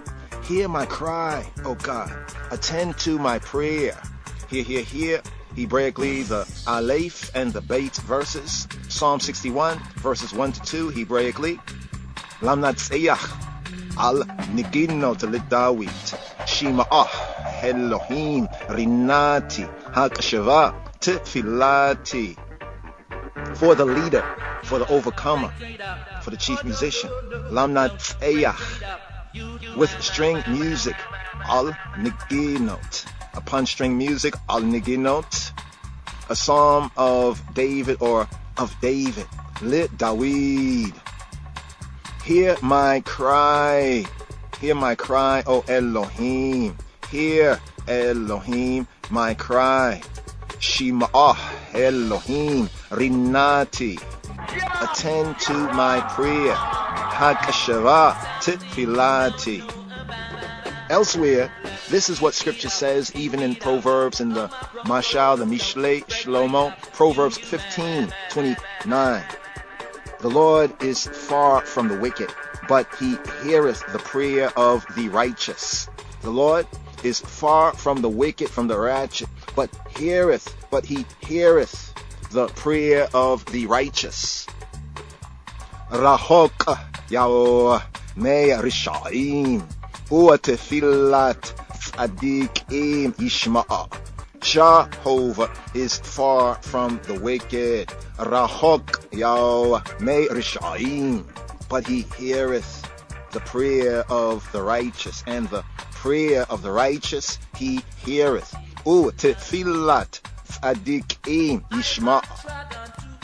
Whenever the Bnei Yisrael, the sons of Israel, the Bnei Yisrael, the children of Israel, the Bnei Yisrael, the Israelites cried out to HaKadosh Baruch Hu, to the Holy One, to the Sanctified One, to the Set Apart One, to the Isla One, Baruch Hu, blessed be He heard them. Thus, like this, in Mitzrayim, in Egypt, in Kemet, they cried out to Ha'el, the true good, the true God, and He heard them. As is said even in Shemot, in Exodus chapter 3, verse 7, I have heard their cry. Vayomer Yahuwah, Rao Haiti, Eta Oni, Ami, Ashara, Be Mitzrayim, Eta Zaik Atama Shamaitia, Mipneya Nogasayo, Kia Yadaitia, Eta Makolayo. And Jehovah said, I have surely seen the affliction of my people. Wayomer Yao Rao Raiti Yaeta Oni Ami, that are in Egypt, Ashara Be Mitzrayim, and have heard their cry, With etaz aikatama shamaiti, by reason of their taskmasters, mipaneya nogasayo, for I know their pains. Kia yadaitia etamako obayo, I have heard their cry. The etaz aikatama shamaiti. At the Yam Suf, at the Red Sea, the Etara Bahir, the Eritrean Sea, they cried out to Ha'el, the true good, the true God, Ha'el Elohim, and he heard them. As is said, even in Shemot, in Exodus chapter 14, verse 15, where it reads, Wherefore criest thou to me? Speak to the children of Israel, that they go forward. Wherefore criest thou the eye to eye? Speak to the Bnei Yisrael, to the sons, the children, to the Israelites, that they go forward. Vayomer Yahuwah la Moshe, Ma tiyaz'aka elai, daber el Bnei Yisrael ve'yisa'u. And Jehovah said to Moses, to Moshe, Vayomer Yahuwah el Moshe, wherefore criest thou the eye to me, to I? Speak to the sons of Israel. Daber el bnei Yisrael. that they go forward with Yisrael, the Yisrael, that they go forward. In the wilderness, Bamidbar, they cried out to Adonai, they cried out to Jehovah, and he heard them. As is said even in Bamidbar, in Numbers 21, verse 3, where it reads, and the Lord hearkened to the voice of Israel. Vayishma'a Yahuwah b'kol Yisrael, and Jehovah hearkened to the voice of Yisrael. Vayishma'a Yahuwah b'kol Yisrael. After they entered the Eretz Yisrael, the land of Israel, they cried out to Jehovah, and he heard them. As is said even in 1 Shemuel, in 1 Samuel 7 and 9, where it reads, and Shemuel and Samuel cried to the Lord for Israel, and the Lord heard him. Vayiz'ak Shemuel li Yahuwah bi'ada Yisrael vaya'nehu Yahweh. And Samuel, Shemuel cried. Vayiz'ak Shemuel cried to Jehovah for Israel. Vayiz'ak Shemuel li Yahuwah bi'ada Yisrael. And Jehovah answered him. Vaya'nehu Yahweh. They cried out also in the time of Shlomo, of Solomon, as is said even in 1 Kings 8 and 54, where it reads, when Solomon had made an end of praying all this prayer and supplication to the Lord, Vayehi kalota Shlomo le'hitapalel li Yahuwah eita kol hatefila ve'hatachina hazot ama milifnei mizbeach Yahuwah mikaro'a ala birakayo ve'kapayo pe'rusota hashamayim. And it was so that when Solomon, Shlomo, had made an end of praying all this prayer and supplication to Jehovah, Wayehi kalota Shlomo lehitapalel li Yahuwah eta kol hatefila ve'hatachina hazot. He arose from before the altar of Jehovah, from kneeling on his knees with his hands spread toward Shamayim, toward heaven. Milifnei mizbeach Yahuwah mikaro'a ala birakayo v'kapayo pe'rusota hashamay. And Jehovah hears us now, and Jehovah hears I and I now, I and I that are banished, as is said even in Lamentations chapter 3, verses 55 to 56, that reads, I called upon thy name, O Lord, out of the lowest dungeon. Thou, the eye, heardest my voice. Kati ashimtai Yehovah mibor tachetiyot. Koli shama'ita ala ta'eleima azneka li'rava hati li'shava'ati. I called upon thy name, O Jehovah. Karati ashimtai Yehovah, out of the lowest dungeon. Mibor tachetiyot. Thou heardest my voice. Koli shama'ita. Hide not ala ta'eleim, thine ear at my side. Ala ta'eleim aznika li rawhati, at my cry. Li shawati. Kati shintai Yehovah mibora tachetiyot. Koliya shamaita ala ta'eleim aznika li rawhati li shawati.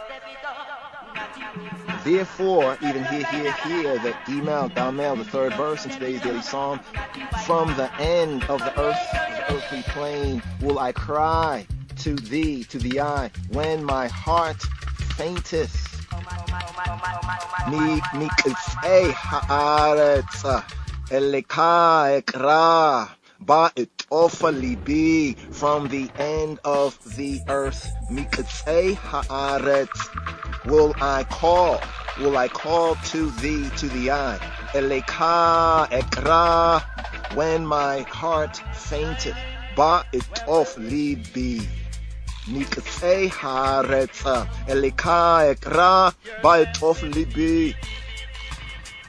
But Hakadosh, Baruch Hu, but the Holy One, the Sanctified One, the Set Apart One, the Ila One, Baruch Hu, blessed be He, replies, from the ends of the earth, Mikatzei Haaretz, you cry, you call out to me, you call out to I. Yet, when you were in the land, when you were in Haaretz, you did not cry out, you did not call out to me. You did not cry out to I. As scripture says, even in Yeshayahu, in Isaiah 65:1, where it reads, I said, behold me, to a nation that had not cried to my name. I said, behold I, to a nation that had not cried to Shemi, to my name. Amarti, hineni, el goy lo kara vishmi. I said, Amarti, behold me, hineni, behold I, hineni, to a nation, el goy, that was not called by my name, el goy lo kara vishmi. Amarti, hineni, el goy lo kara vishmi. You did not call upon Shemi, upon my name, when you were in and within Haaretz, when you were within the land. But whence, where do you cry out to I now? But why do you cry out, do you call out to I now? From the ends of the earth, Mikatzei Haaretz, from the ends of the earth. As is prophesied in scripture, even in Jeremiah, in Ermias, in Jeremiah 29, verses 12 to 13, that reads, then shall y'all cry to me, and ye and y'all shall go and pray to me, and I will hearken to you, and ye and y'all shall seek me. Then shall y'all cry to I, and y'all shall go and pray to I, and I will hearken to you, and ye and y'all shall seek I. Ukaratem otia vahelakatem vehita palaletem elai vehshamaitia elechem uavik ashtem otia.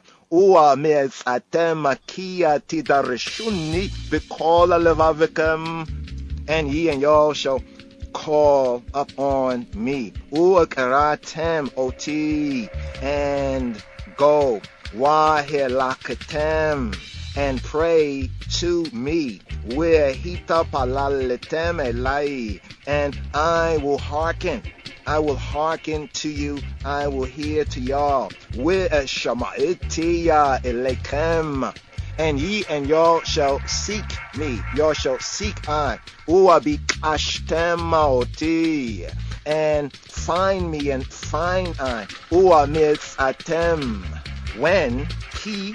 When ye y'all shall search for me. Search for I. Kia tidershuni, with all your heart. Bikola levabekem. Ukratem otia wahilakatem. Wehita palaletem elaya. Weshama'itia lekem. Uabikashitem oti. Umatzatem. Kia tidershuni bikola levabekem. Moses also said, even in Devarim, in Deuteronomy chapter 4, verses 29 to 30, that reads, but from there, ye y'all will seek the Lord thy God, and thou shalt find him, if thou search after him with all thy heart and with all thy soul. In thy distress, when all these things are come upon, upon thee, I. וביקשתם משם את יהוה אלוהיך ומצאת כי תדרשנו בכל לבבך ובכל נפשך בצר לך ומצאוך כל הדברים האלה באחרית הימים ושבת עד יהוה אלוהיך ושמעת בקולו. But from thence, from they, ye all will seek Jehovah thy Elohim, thy true good, thy true God. Uabiyakashtema misham et Yehovah Eloheka, and thou shalt find him. Uamatzata, if thou search after him with all thy heart and with all thy soul. כי תדרשנו בכל לבבך ובכל נפשך in thy distress, בצר לך, when all these things are come upon thee, בצר לך, ומצאוך כל הדברים האלה, when all these words Kol hadebarim ha'ele are come upon thee in the end of days. Be'achrita hayamim, in the end of days, the last days. Be'achrita hayamim. Thou wilt return to Jehovah thy Elohim, thy true good, thy true God, with Shabta Ada Yahweh Eloheka. And hearken and hear and hearken, hear and hearken to his voice. Wishama'ita biqollo. Hence, hear. Even hear in today's daily psalm, Mizmor Samech Aleph, Psalm 61. Here it is said, from the end of the earth will I cry, will I call to thee, I. Mikfei haaretz eleka ekra. Mikfei haaretz eleka ekra. From the end of the earth will I call to thee, I. Mikfei haaretz eleka ekra.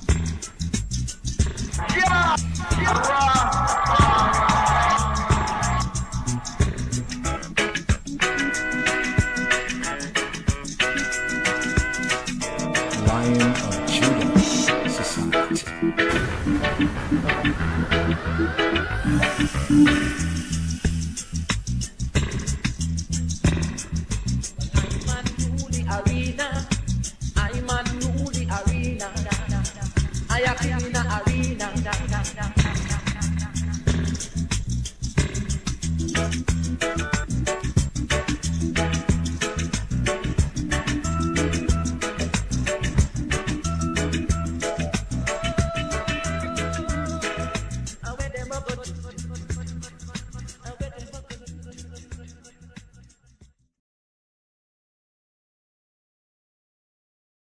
Yes. That's the first part of a midrash, a study, and to the point about darash. I noticed in the last two quotes that we had. So from the last to the first, or the first of the two, from the second one, we had Okay, here was Deuteronomy. Just to zoom in on this right here, just briefly right here. Deuteronomy chapter. Here we're in chapter 4. So here, additional reasoning on the midrash. So we talk about midrash, and one might say, "Oh, midrash, that's might think it's not Hebrew." Let's just say it like that, right? But it actually is, right? And here we have it in. Let me get the two verses: Deuteronomy 4:29 to 30, and the Jeremiah 29 verses 12 to 13. Let's touch on Deuteronomy is right in front of us. But if from thence thou shalt seek Yahweh Eloheka, Yahweh thy Elohim, he who be thy Elohim, thou shalt find, if thou seek him with all thy heart and with all thy soul. Now, what's interesting is here we have the fifth volume of the Torah, right? Here we have Devarim, aka Deuteronomy, right? What's known as the Mishnah HaTorah. It's also called the Mishnah HaTorah. In the Hebrew, Mishnah is called the Mishnah. It's all like the repetition of the law, the Mishnah HaTorah. But here in Deuteronomy, it says this verse here. Let's see the second verse too, but let's focus on the first verse, 29, 429. But if from thence, Misham, from Sham, from there, thou shalt seek Yahweh Eloheka, and thou shalt find. Now the word him, the italicized words are not there. If thou seek Yahweh Eloheka, thou shalt find. If thou seek him with all thy heart and with all thy soul. Now you notice the word seek? Look at the first word seek, right? We have the H1245, which is bakash, right? Bakash. To seek, to require, to desire, exact. That sense of seek, some of the senses of seek, request, right? And the primitive root of this is like to search or to search out, right? By any method, right? Specifically in worship and prayer, right? In worship and prayer, right? By implication, the implication of this, bakash, is to strive after. What we say in modern Hebrew, bevavakisha. You might hear one say bevavakisha. It's like say like please in that sense, like please. You would like such and such? Bevavakisha. Bebabakesha, fully enunciated. Bebabakesha. Bebabakesha. In bekasha. Right? Bebakasha. Right? In bekasha.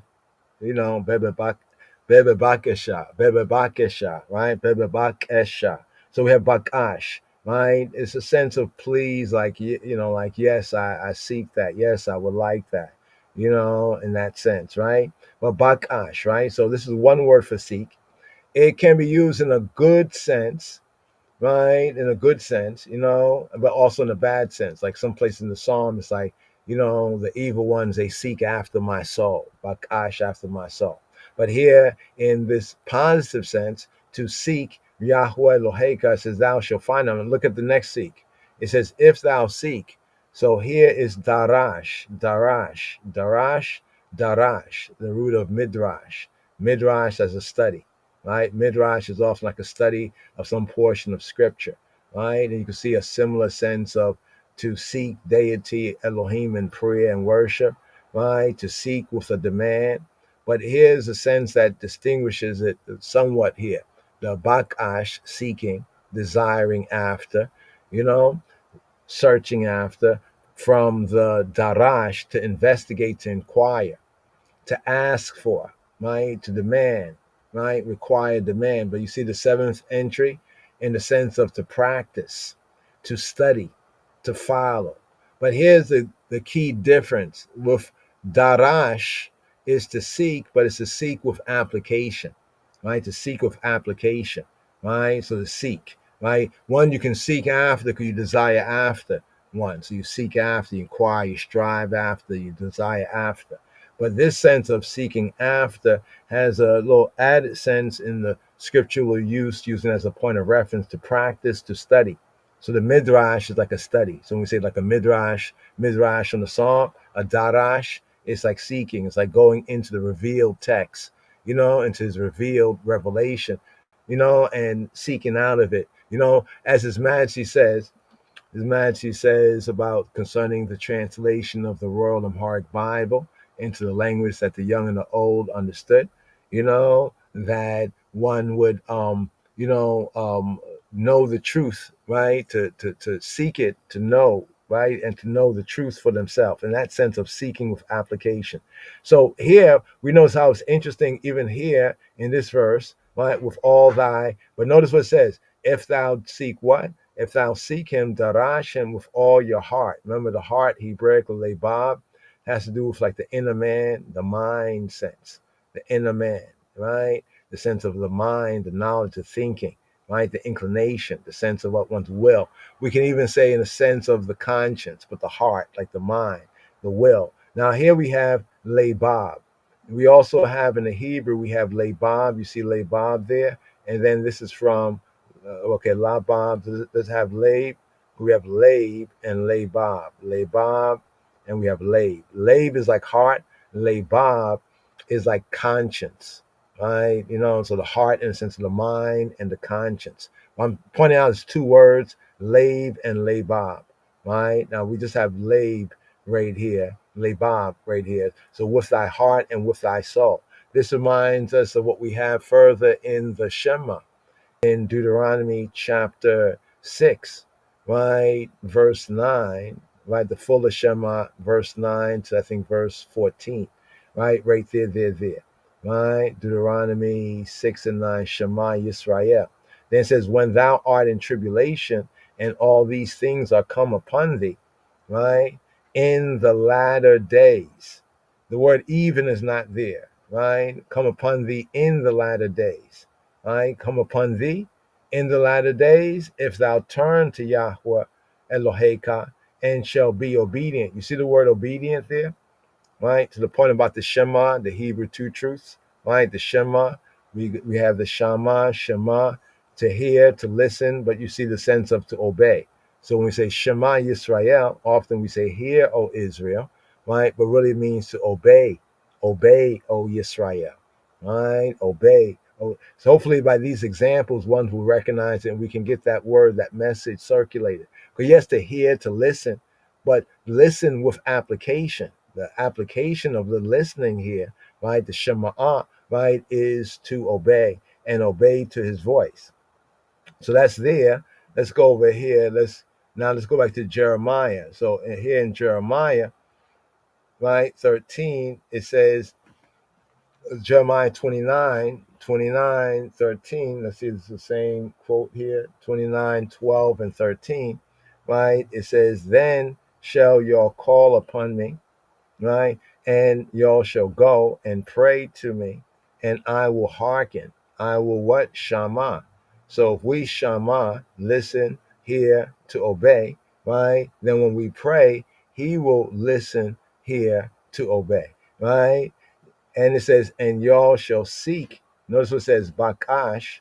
Notice how it's bakash. You also seek me, bakash, right? And find me. And matzah, bakash to seek, matzah to find. When, see the key context, when you'll search. So to seek, to bakash is good because you're going to find, right? The context, when your darash, right? Seek in the sense, I'd like to go down to this sense, the all from the, well, we could go 4, but we like to zoom in on the 5 to 7, to investigate, to inquire, to ask for, right? To demand, require. But in the sense of the 7, to practice, to study, to follow, but to seek, the seek sense of seeking with application. When you shall seek or search with application for me, right? With all of your labor, with all of your heart, with all of your inner man,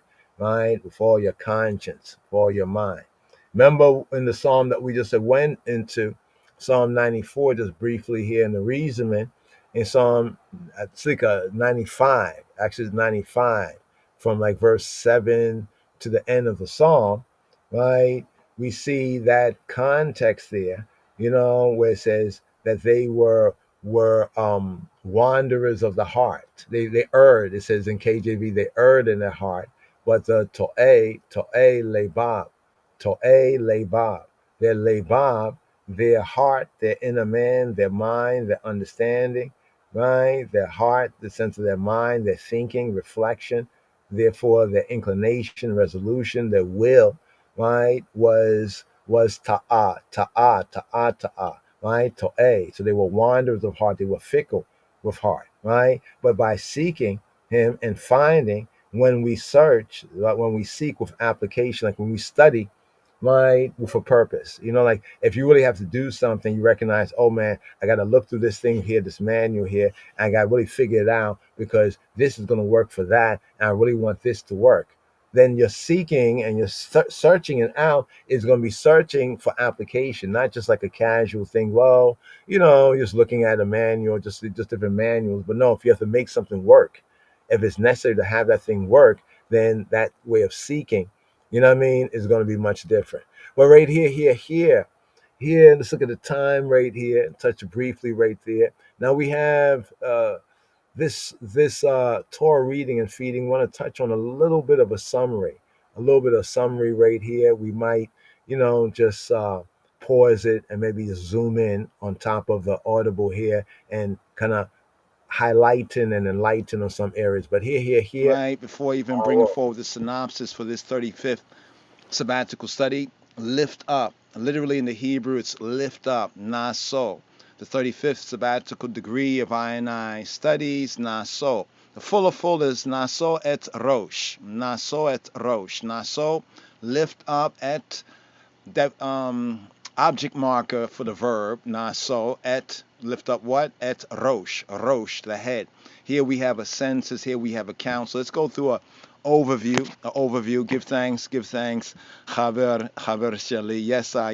We're just asking whether our earlier, word sound was actually heard. So here we pick up with a synopsis here for this sabbatical study. Synopsis for this 35th, Naso. KJV has take, bringing out the sense of it. Directly in the Hebrew is lift up the head. So the phrase of lifting up the head is to say, like, take the head count. It's a census here. So in the previous sabbatical study, at the 34th degree of I sabbatical study, Torah portion, we had Bamidbar. Bamidbar here, the second reading here in the fourth book of Moshe, called the book of Numbers. In the Hebrew, it's known as Bamidbar, which means in the wilderness. So previously, the previous Torah portion was the same name as the book in the Hebrew, Bamidbar, in the wilderness. It counted the three clans. The three clans are in the Hebrew the Mispachot, singular Mispacha, or you might hear it as Mispaka. Mispaka is family, but family in the sense of the family circle. The direct nuclear part of the family is the Beit Ab, the Beit, house of the Ab, house of the father. So previously, Bamidbar, previous sabbatical study, had accounted the three clans, the three family circles, the clans of the tribe of Lewi, that would assist Ha-Kohanim, that would assist the priests. So this principle here, all of the priests, according to Ha-Torah here, all of the priests are Levites, but not all of the Levites, Ha-Lewim, the Levites are Ha-Kohanim, are priests. So here we have the counting of the three clans of the tribe of Lewi, of Levi, that would assist the priests to perform the work of Ha-Mishkan. The Mishkan is the tabernacle, from the Hebrew shakan, to tabernacle, to dwell, the Mishkan, Ha-Mishkan, the tabernacle. Now of the three clans, we have the Kohathites. Kohat, from Kohat, the Kohatites, or the Kohati, right? They were given preeminence and prominence of place in their service. Why? Both because they were responsible for carrying the most sacred objects of Ha-Mishkan, and also because Aharon Banayo, Aaron and Banaim, his sons, who are in the context here Ha-Kohanim. Let's note that Aaron and his sons, here we have at this point only the two sons of Aharon, Eleazar and Yitamar. As we know previously, even in Vayikra, Leviticus, Nadab and Abihu had got a burn notice because they had offered strange fire. So here we have Aharon, the Hebrew Christ, or the Hebrew Moshiach, the Hebrew anointed, and his sons, also the anointed. We emphasize that because to get the true Hebrew context, when we get into the Brit Chadasha, we can see the correspondence. So, because Aaron and his sons, the priests, were the leaders, they were the leaders of that particular clan. So the reason why the Kohathites of the three clans, the three family circles, Mispachot, of the Levites were given prominence is because they were responsible for carrying the most sacred objects. We could say the Holy of Holy, the Holy and the Holy of Holy objects of the tabernacle. And because Aharon and his sons, they were the leaders, the Roshim, the Rases, the Rosh. Rosh is head in the Hebrew as Ras in the Amharic, Re'is in the Ge'is. So we can see the similarity of the Afro-Shemitic. They were the leaders of that clan. Now, in order to serve, however, a Lewi, a Levite, was required to be between the ages of 30 and 50 again, in order to serve. So we have actually two camps, to say, in a sense, not two camps, but how we put this, to put it into context, we have two hosts. The word tzeba, or in the plural, tzebaot, as we have Yahuwah Tzebaot, often translated as Jehovah of armies, also translated as Jehovah of hosts. One, we have the rank and file Israelites, right, of the 12 tribes, and here we have the Levites. The Levites, they're a separate service. So we know that for previously in Bamidbar, we get a count, right, of the army. So that's one service in the military, in the army. And the count there was from 20 years old and upward. But remember that the Levites were outside of that count. They were separate, right? So here we learn that in order to serve, a Levite was required to be between the ages of 30 and 50. For the rank and file Israelites from the 12 tribes to serve in the army, one had to be 20 years above. But to be a Levite, right, or to serve, for a Levite to serve, was required to be between 30 and 50. And an additional census or count was taken that listed 2,750 50 Kohathites. 50 Kohathites. Once again, additional census that was taken, it listed 2,750 Kohathites. Now the Kohathites, Kohatim, they were the tribe of Aaron and his sons, and they were the ones who in their service would carry the holy things. So there was a list of 2,750 of them. They all were eligible for service. So we have like the armed services, and then we could say the holy services and the sanctuary. Now here, in this sabbatical study for this Shabbat strong here, as we complete the 7 Shabbats count from Bikurim, first fruits, that corresponds in the Old Testament or in the Hebrew scriptures in HaTorah, right? We have that right there with the 50 days from the Exodus to reaching Har Sinai. So in the Old Covenant or Old Testament view, the significance of Shabuot called Shavuot by other Jews, we say Shabuot, right? We have weeks. So a Shabua is a week. A week, in other words, from the first day, Ehud, that's called Sunday, to the 7th day, Shabbat day. So here, we have in the New Covenant sense, the resurrection of Yeshua HaMoshiach corresponded at that time in that year, one time for all time, corresponded with the Bikurim. That's where the first fruits are offered. So as we have in the New Covenant scriptures, the Brit Chadasha with Yeshua HaMoshiach, Yeshua HaNotzri being the first fruits, right? And then the brothers who rise up, right, afterward, being those who are like the harvest. So what we have here in the New Covenant sense is a time between the resurrection of Yeshua HaMoshiach, right, and that giving of the Ruach HaKadosh, the Holy Spirit, in the upper room of Zion. This also brings out again one of the themes. We no longer come to Mount Sinai, but we now come to Har Zion, to Mount Zion. So from the old covenant sense, the Exodus, 50 days after that, they reached Mount Sinai.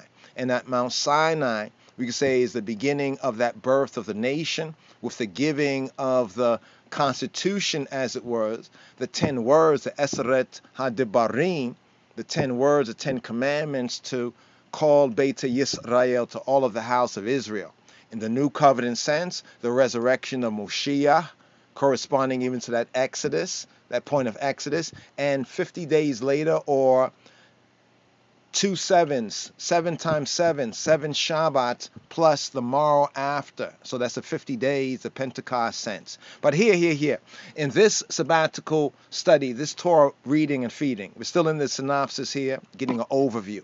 This Torah reading and feeding, picking up with Numbers chapter 4 at verse 21 to Numbers chapter 7 verse 89. And a little note, this is said to be one of the longest, as per verses, the longest Torah readings and feedings. So this Torah reading and feeding here, this sabbatical manna, angel's bread, it begins with Hailahim, the power, Yahweh, Jehovah, telling Moses, to likewise, in the same wise, likewise count all qualified males of the other 2 clans. So we had left off previously with the count of the Kohathites, right? And now Jah is giving Moses the instruction to count all the qualified males of the 2 other clans, the 2 other family circles of the Levites, namely the Gershonites and the Merarites, who would be responsible for maintaining and moving the tabernacle, HaMishkan, the tabernacle structure, during the desert, during the wilderness trod, during the desert journey. Now, the additional census or head count, it revealed that there were 2,630 men of Gershon who would care for the woven materials of the tabernacle, namely the curtains, the roof coverings, the wall hangings, and 3,200 of the Merarites of Merari, who would care for the wooden framework, as well as the courtyard posts and the courtyard sockets. In total, there were 8,580 Lewim or Levites who were under the direct supervision of Aaron's son, Ithamar or Ithamar. Now, Moshe then instructed the Bnei Yisrael, the sons of Israel, the children of Israel, the Israelites, to remove all those who were ritually unclean or unhygienic, so to speak, from the camp. These included all who were afflicted with tzara'at. Tzara'at, in strong quotes, is often referred to as leprosy, but a more better study will bring out skin disease. All who had an issue in the Hebrew, the zab. Zab in ancient Hebrew, modern Hebrew, they say zav. All who have an issue. And those who were defiled by contact with a corpse, with a dead body. Once again, those who were to be removed from the camp. They were not to be in the camp, but like outside the camp. These included all those who were afflicted with skin disease or tzara'at, and all those who had an issue. Azab gives a whole new context to, like, somebody say, yeah, so-and-so got an issue. All those who had an issue, and those who were defiled by contact with the corpse. In addition, the people were commanded to confess their chet, their missing the mark, their sin, their lack, their forfeiture, their fuckery, and to make restitution to those they had harmed, and make guilt offerings. This is a synopsis here, but just to add a little more light, when it says to make restitution to those they had harmed, we're not just speaking like many of the Gentiles and, counterfeit Christianity or others, they would think that this is like a spiritual thing. No, but it also speaks about one of the areas the law covering the 9 areas of people activity, speaking about business.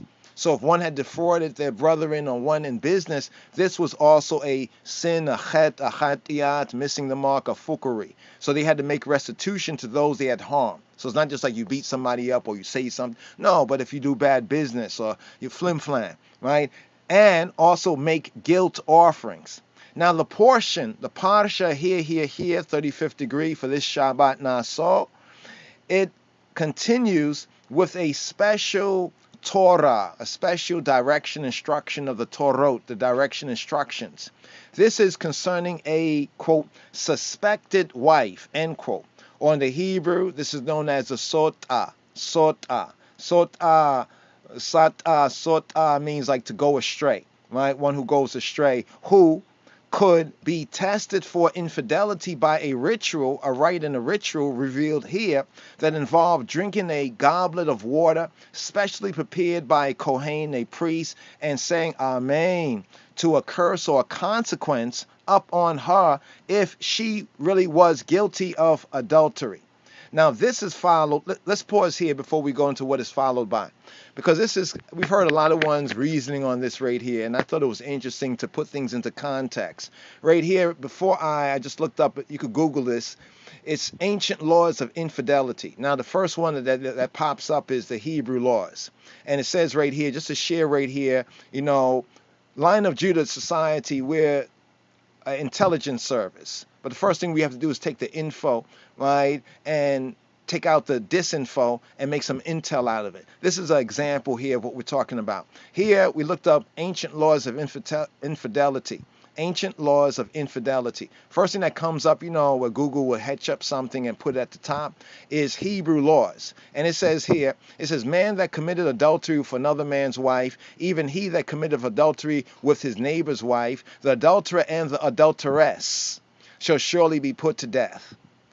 A little commentary here. This is why Robenu, Einai Rabbi, the Rabbi, Yeshua HaMoshiach in the Brit Chadasha. When they brought the woman, you remember when they brought the woman, you heard about it, or you recall, they brought the woman that was caught in the act. Wow, she was caught in the act. Yeah, of adultery. It seems like adultery is a crime for two. Note that they only brought the woman. This is why Robenu Yeshua HaMoshiach dismissed that, right? And he gave the woman a warning, right? You know what I mean?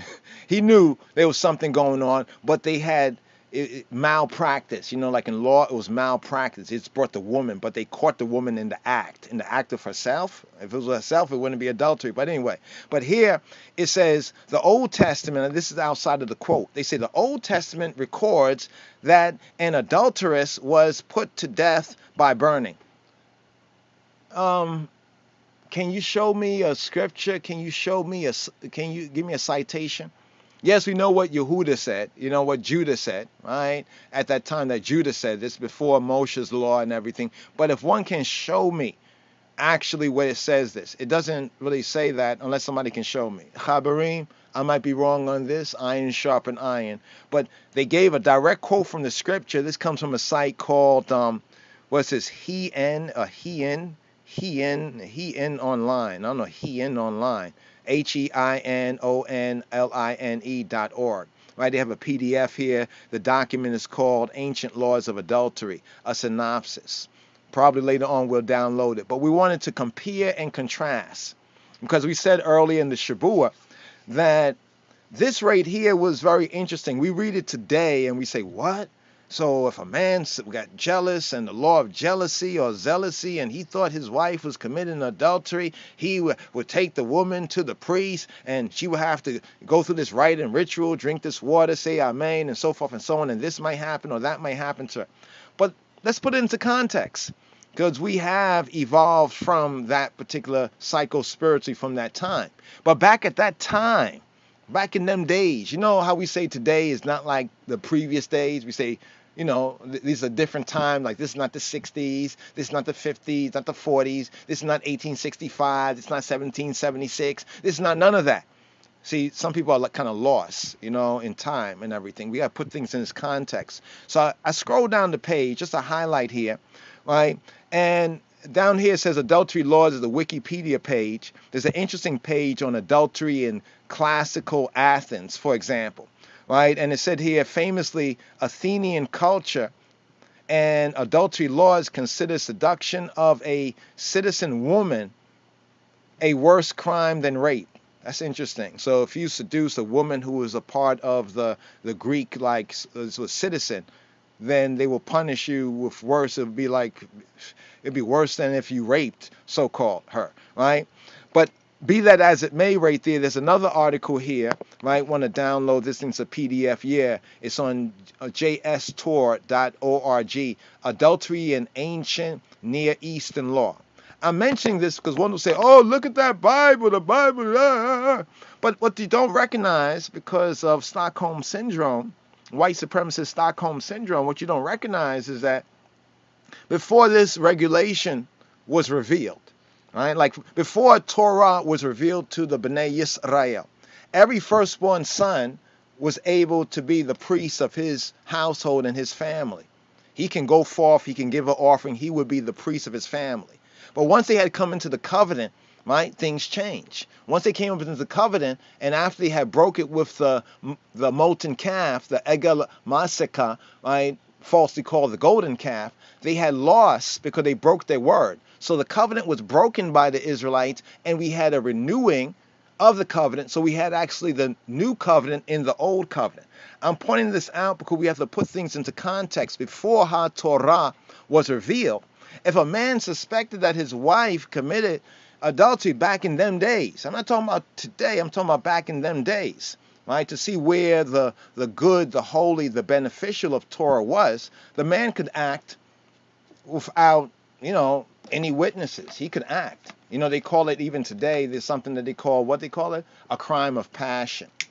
So as we study this right here, what we have found in I sabbatical studies, right, as we study it, not just get a selected verse and then pour all your ignorance into a verse, but actually look at it into fuller context, is that what Jah was doing was regulating them, catching them where they were and regulating them to something better. So right here, what we have in this the Sotah law, the suspected wife law, was a regulating of the mandem. Think about it for a moment. As we look at other cultures, man, have you read what other cultures say concerning if a husband suspected his wife of, suspected, doesn't mean that she did. And this is the beautiful thing about the Torah and the instruction here if we read it in the full of full, right? It basically says that if he suspected, there's a case that he might be right. There's a case he might be just jealous. He might have told his wife, hey, don't speak to that brethren over there. And then he see his wife speaking to her and say, they're doing something. And then he go and he kill, right? Kill her, kill him. He just do whatever because he's upset, he's angry, he's suspicious. But now he has to actually, if he's Torah observant and if he's in good standing in the covenant, he actually has to go through this regulation here and before he even acts. So in a sense, the wild, you could say, nature of things since the fall is gradually being regulated here.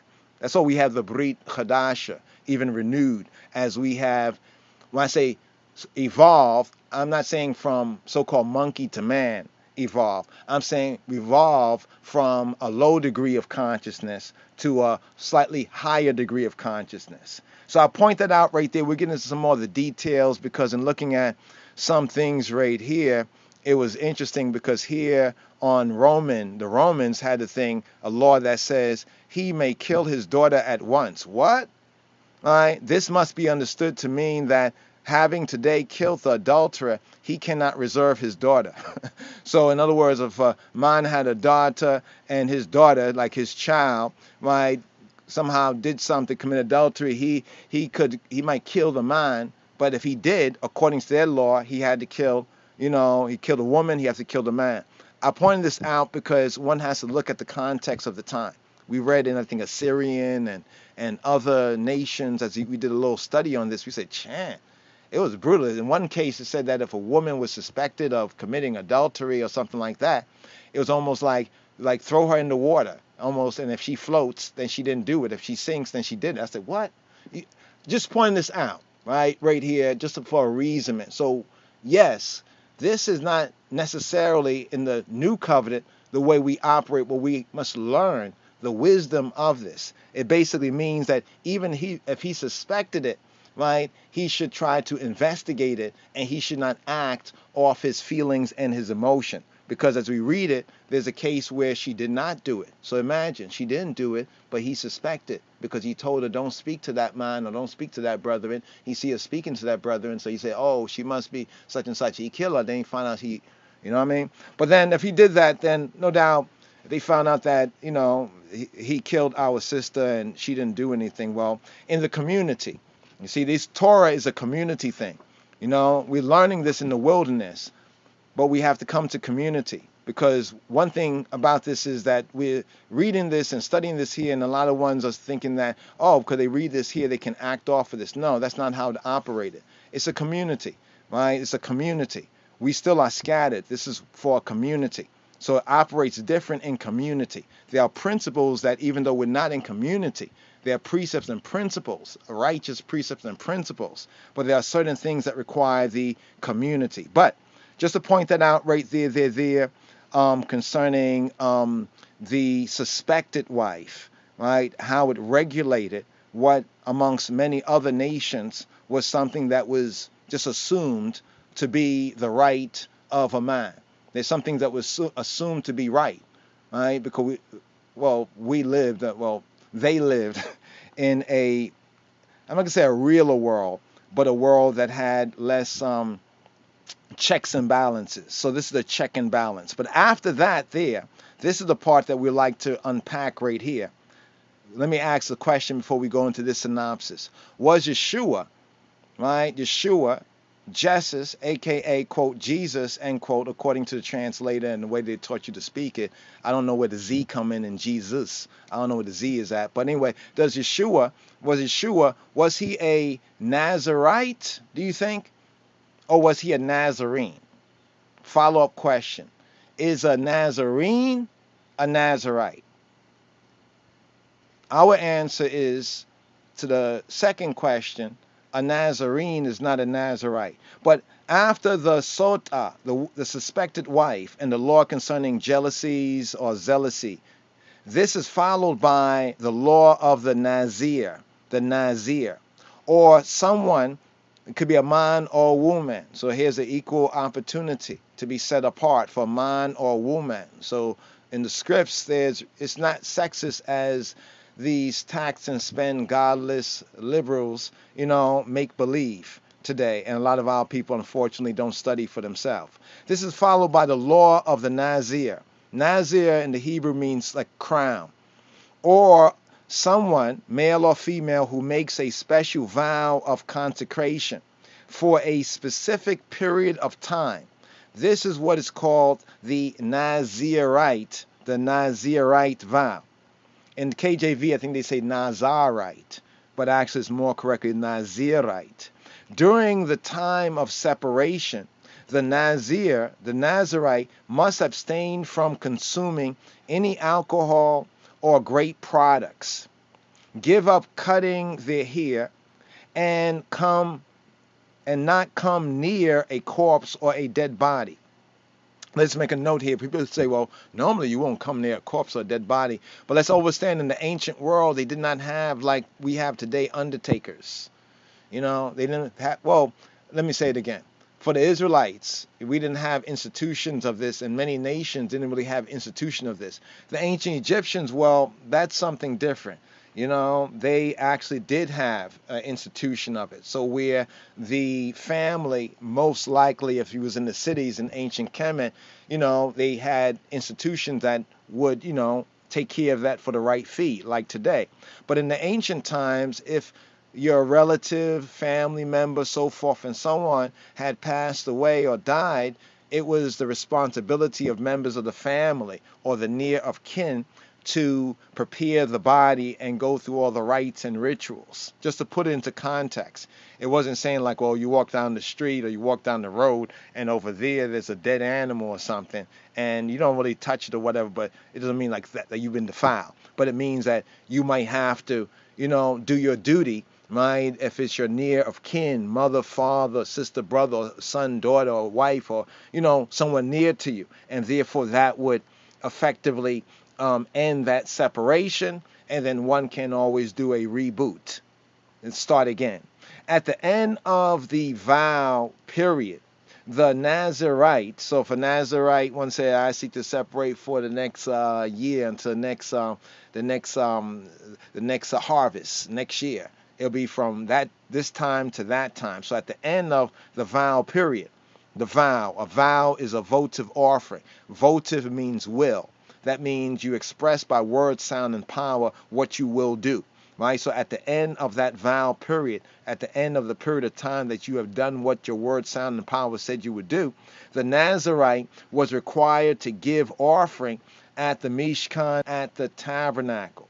Now, Elohim then tells Moshe to teach Aharon Ubanayo, Aaron and his sons, a special threefold baraka, a special threefold blessing, a special threefold word, sound, and power of increase, of prosperity and peace, known as the priestly blessing, to use when they bless Amo Yisrael, when they bless your people, when they bless the people of Yisrael.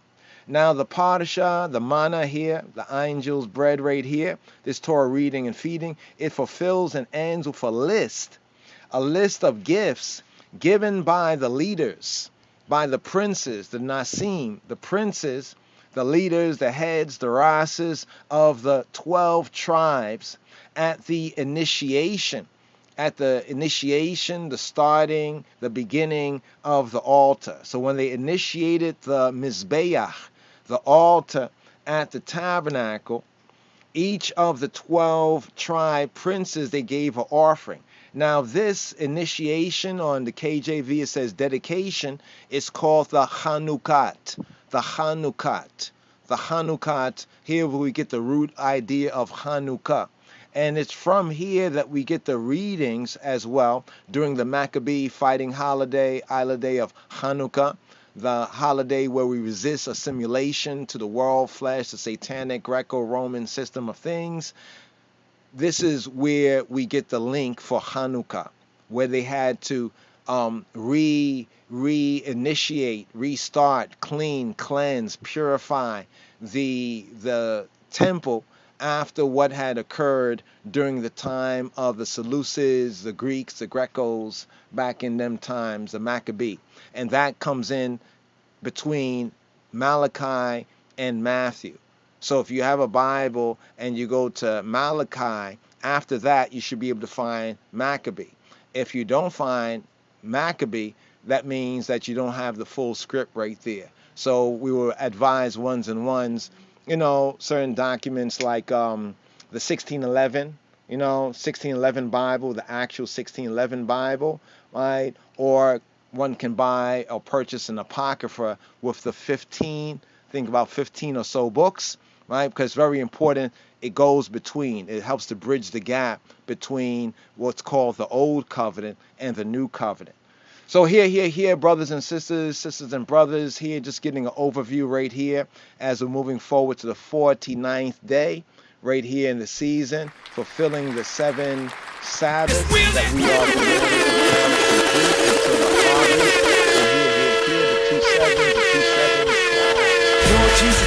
Psalm 61. מזמור ס"א למנצח על נגינת לדוד, לדוד, לדוד, לדוד. Hear my cry, O God, O God, O God. שמעה אלוהים רינתי, רינתי, רינתי. Hey, pause. Today's daily song, we touched on it a little bit at the beginning of the podcast. And just right here, just on this word right here, right? The themes here in this Torah reading and feeding, just to give a little bit of attention to this theme. Now, on the screen, you might have seen some of the NASA and NASA. Actually, there's like 3 words, at least I think we counted 3, maybe there's a 4th, but 3 words which from a Western Gentile English enunciation and understanding, they could be very similar sounding. So we haven't touched on the whole NASA, more the full of that, but we left off right there in the synopsis, the overview and summary for this 35th sabbatical study, some of the Torah studies here, the studies in HaTorah, right, for Nasso.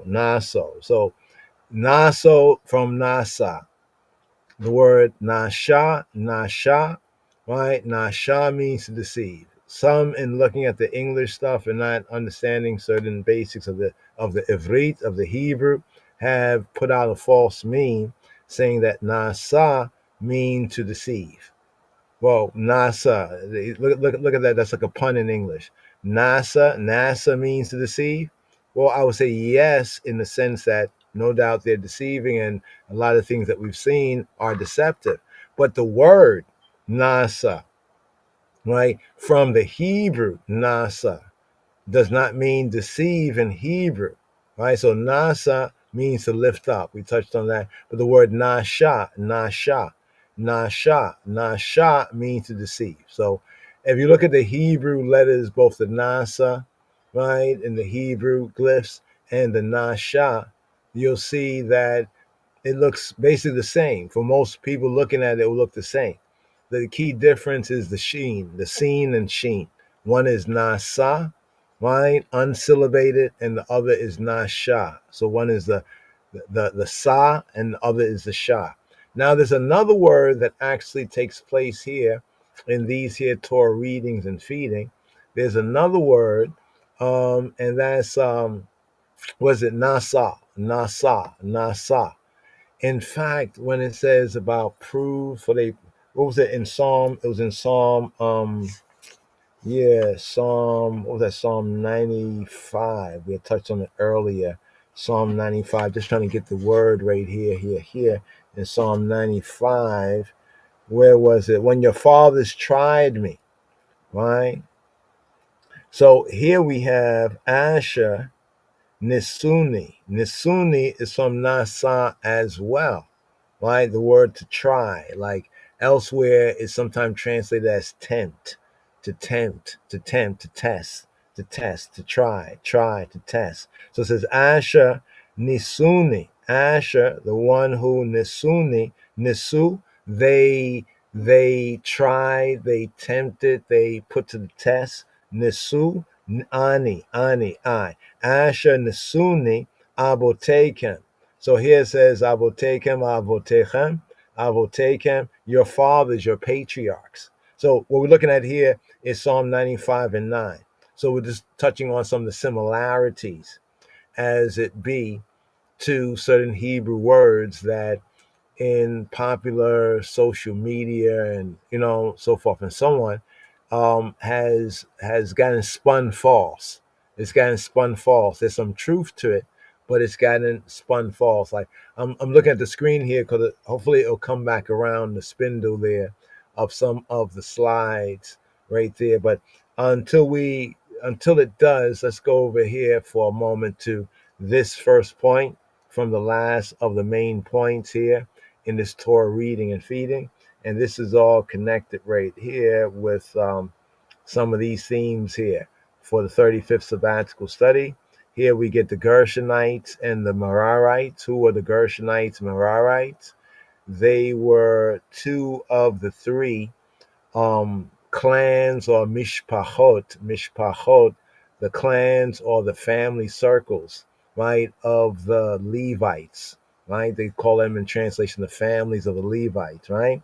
Then we get the census of the Levites, right? Confession and restitution, confessing that one has done wrong, and restoring to the one wrong, like defrauded in a business transaction or another matter, and restoring or paying, making good, plus a fifth, plus adding a fifth, i.e., that's to say 20%. Then in Numbers chapter 6, we get the Nazarites, right? Numbers chapter 6, the Nazarites. Okay, there's Nasa, Nasi. Okay, we're going to have to touch on that right there. I think it's coming up just now. Now we have the Nazarites. So touching on the Nazarites. And then near the end of the chapter, we have the priestly benediction, the Berkat HaKohanim, the blessing of the priest, the priestly blessing, right? Then we get to chapter 7, and we have the offerings of the Nasim, right? Nasim. So we have the word Nasim. What's interesting with the word Nasim for the leaders, the princes. Let's bring this out right here for this Nasa, right? This Nasa. It's not like NASA, right? It's not. So literally speaking, what they be talking about in NASA is true with the Hebrew word, lift up, right? Going up, right? Lift up. Look at the word princes. You see the word princes? Oh, you was not, we're on the screen right there. Okay, here we go. See on the screen here? Here we're in not Leviticus, Slicha. Numbers chapter 7. Numbers chapter 7, verse 10. It says, and the princes, you see the word Nasi? See the word Nasi? So Nasi is from the same root as Nasa, and this Torah reading and feeding known as Naso. Naso et Rosh. Literally, lift up the head. It's a Hebrew idiom. It's an idiom. It's like a slang, a figure of speech, right? Naso et Rosh. Lift up the head. Naso et Rosh. Lift up the head, like take a head count, right? A head count. Naso, Naso. Right? You can see the letters there, and you can compare that with the letters here, right? And it's two forms of how it's found written in scrolls, right? How it's found written in the scrolls. Hold on for a moment. Yeah, so that was an interesting one there, yo. Anyway, the Nasi, right? Nasi, fully spelt, right? And the more abbreviated spelling, Nasi. Nasi, right? One fully spelt, Nasi, Nasi. You see the two forms there? So notice the BDB, Browns, Drivers, and Briggs. The definition here is one lifted up. You see how the Nasa, to lift up, right? Nasi, one lifted up. And this is one of the terms in the biblical Hebrew, right? Yehudit, right? As well for prince, right? For prince. Because the prince, the Nasi, is one who has been Nasa, lifted up, right? Now, when we talk about lift the head, please refer to Genesis, right? For the disciples, fellow disciples.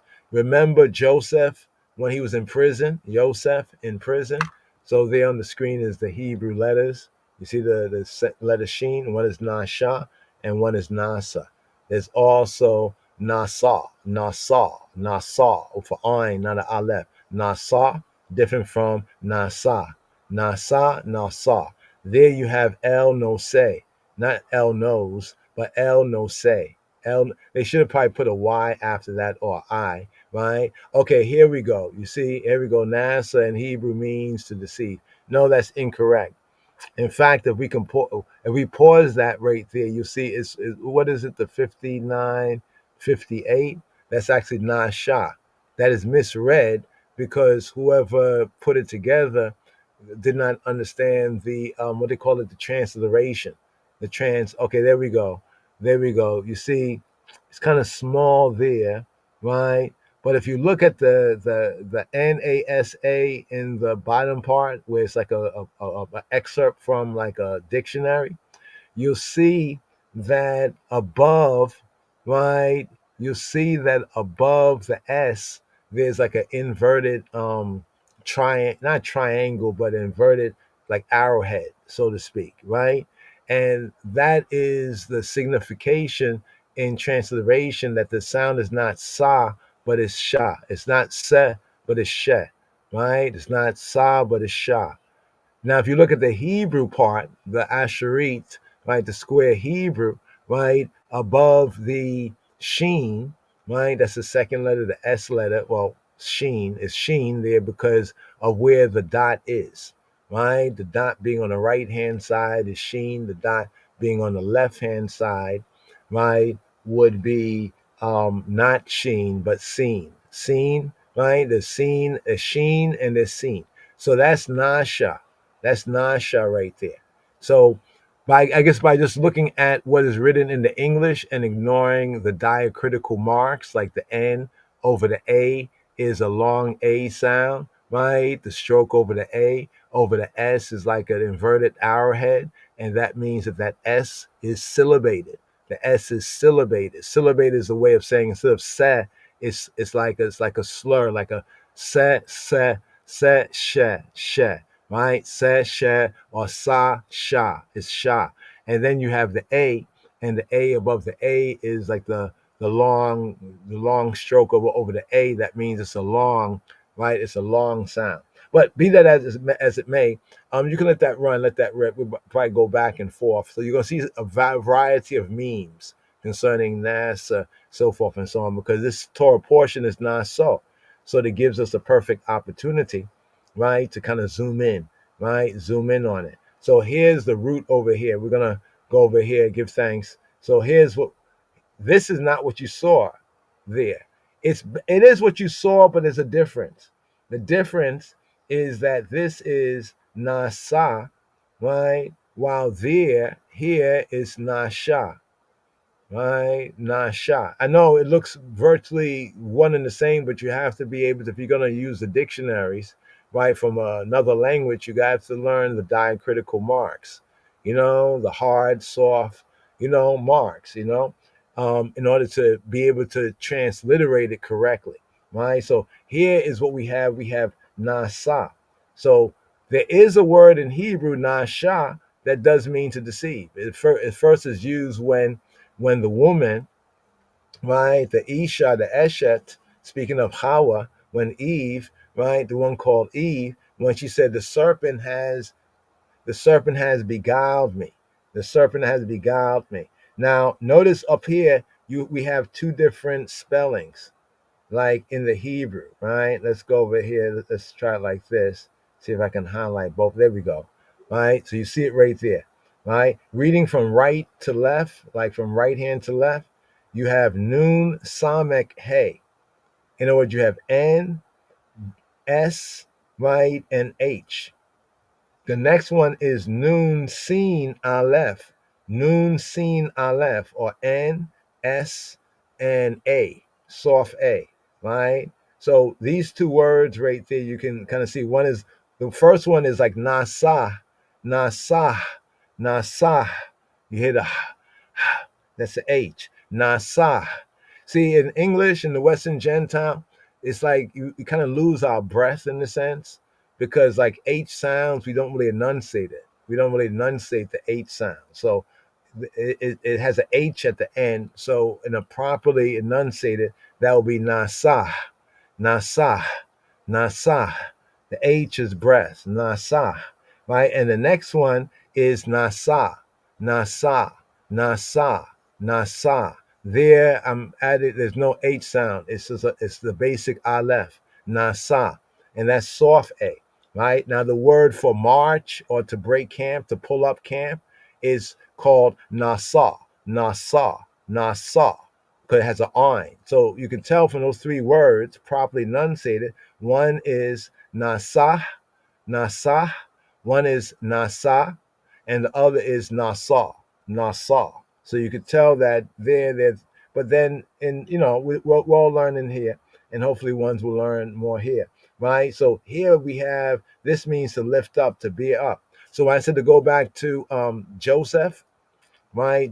When Joseph was in the dungeon, in the prison, and he became like, the big man on the block. Everything was under his supervision, and they got to know that he was an interpreter, of dreams. That the nature of nature, the Yahweh Eloheinu, was with him.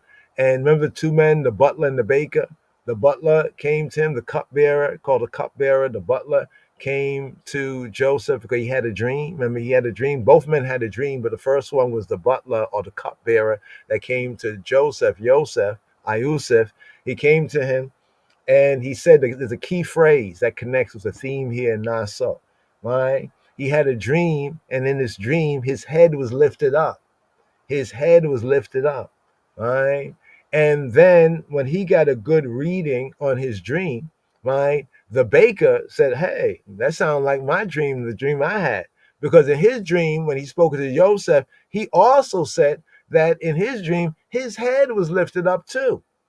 But note how there's two different interpretations. So this idiom where the head being lifted up. So the cupbearer said that his head was lifted up, right? And then the baker said his head was lifted up. Now, the difference in interpretation simply is that the cupbearer, the butler, whose head was lifted up, his head being lifted up was restored to his position, to his former position, right? To his former duty, right? He got his job back, so to speak, right?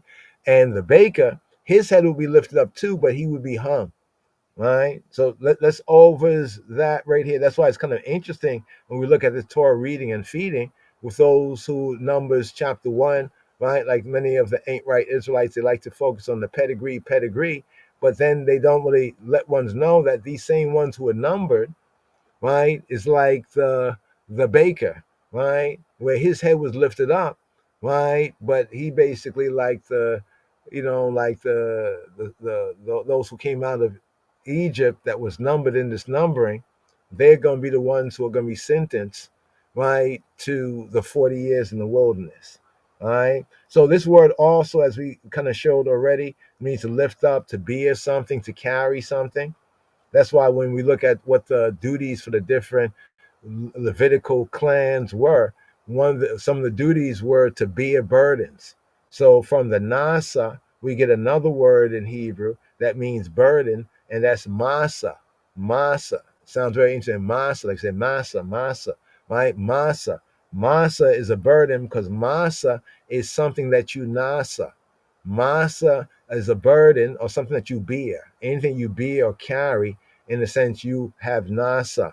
You lift up, you bear. So we see the word bear, carry, support, right? In the context of sustain, endure. But notice the third entry. Like you're talking about the name of Yahweh, one of his attributes, who he be. He be El No Say. El, right? The Almighty, No Say. No Say come from Nasa. No Say is the one who lifts up, right? The one who lifts up. But the context of that attribute name of Yahweh is El No Say, is the El, the God that forgives, like the forgiving. You could say God, the Almighty that forgives. That's why you see it over here, forgive. And we explained this before, but explain it once again briefly. The Hebrew sense, according to Hebrew faith, the Hebrew sense of sin and guilt, right? Like something weighing on you. Or when people say something weigh on the person, sometimes like weighing on your conscience, weighing on your heart, weighing on your mind. You know what I'm saying? It's why do we say it weigh on me? Oh, this weigh on me. Weigh, it's like a weight. It's like something I have to bear. You know what I'm saying?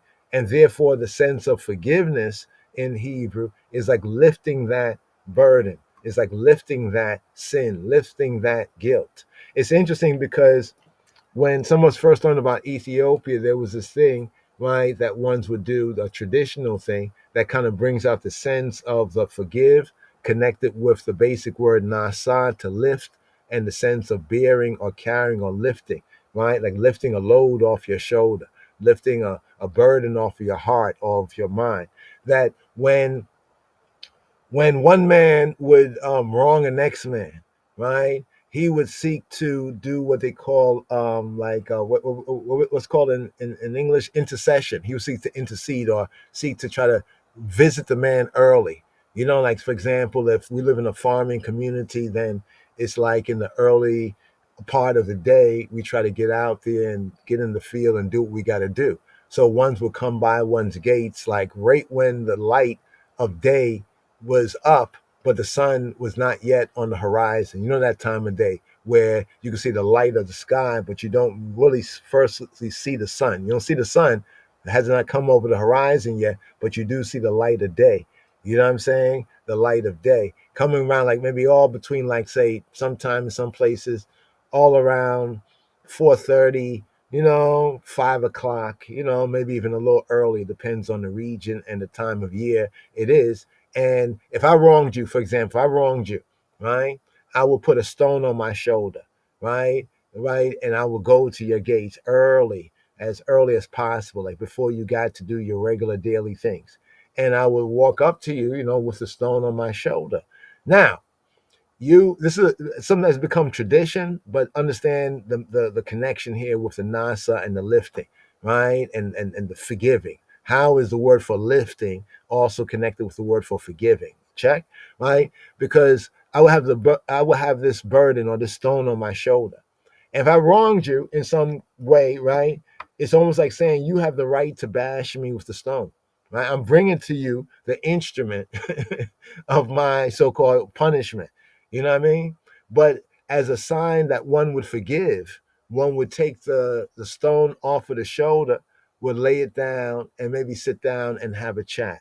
You know what I mean? And in that chat, there would be a reconciliation, there would be a making of peace. But the sense of lifting that stone from the shoulder, not bashing the person side their head with that stone, right? But taking the stone, lifting it up, and putting it down, right? To basically say, yes, I accept. That was a way for the one who lifted the stone, took the stone off the shoulder and put it down to say, I forgive you, right? So, in the same way, Yahweh Eloheinu, one of his attributes that explain who he be is El Noseh, El Noseh, right?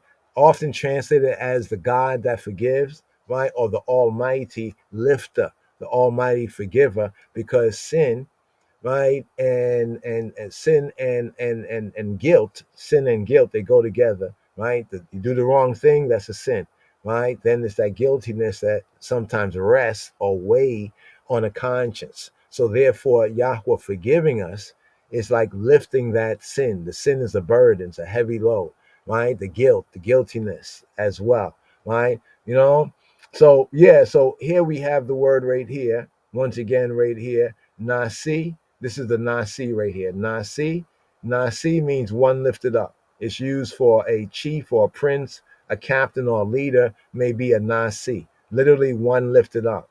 The secondary use of the word nasi in the Hebrew is like a vapor mist, a rising mist, a vapor.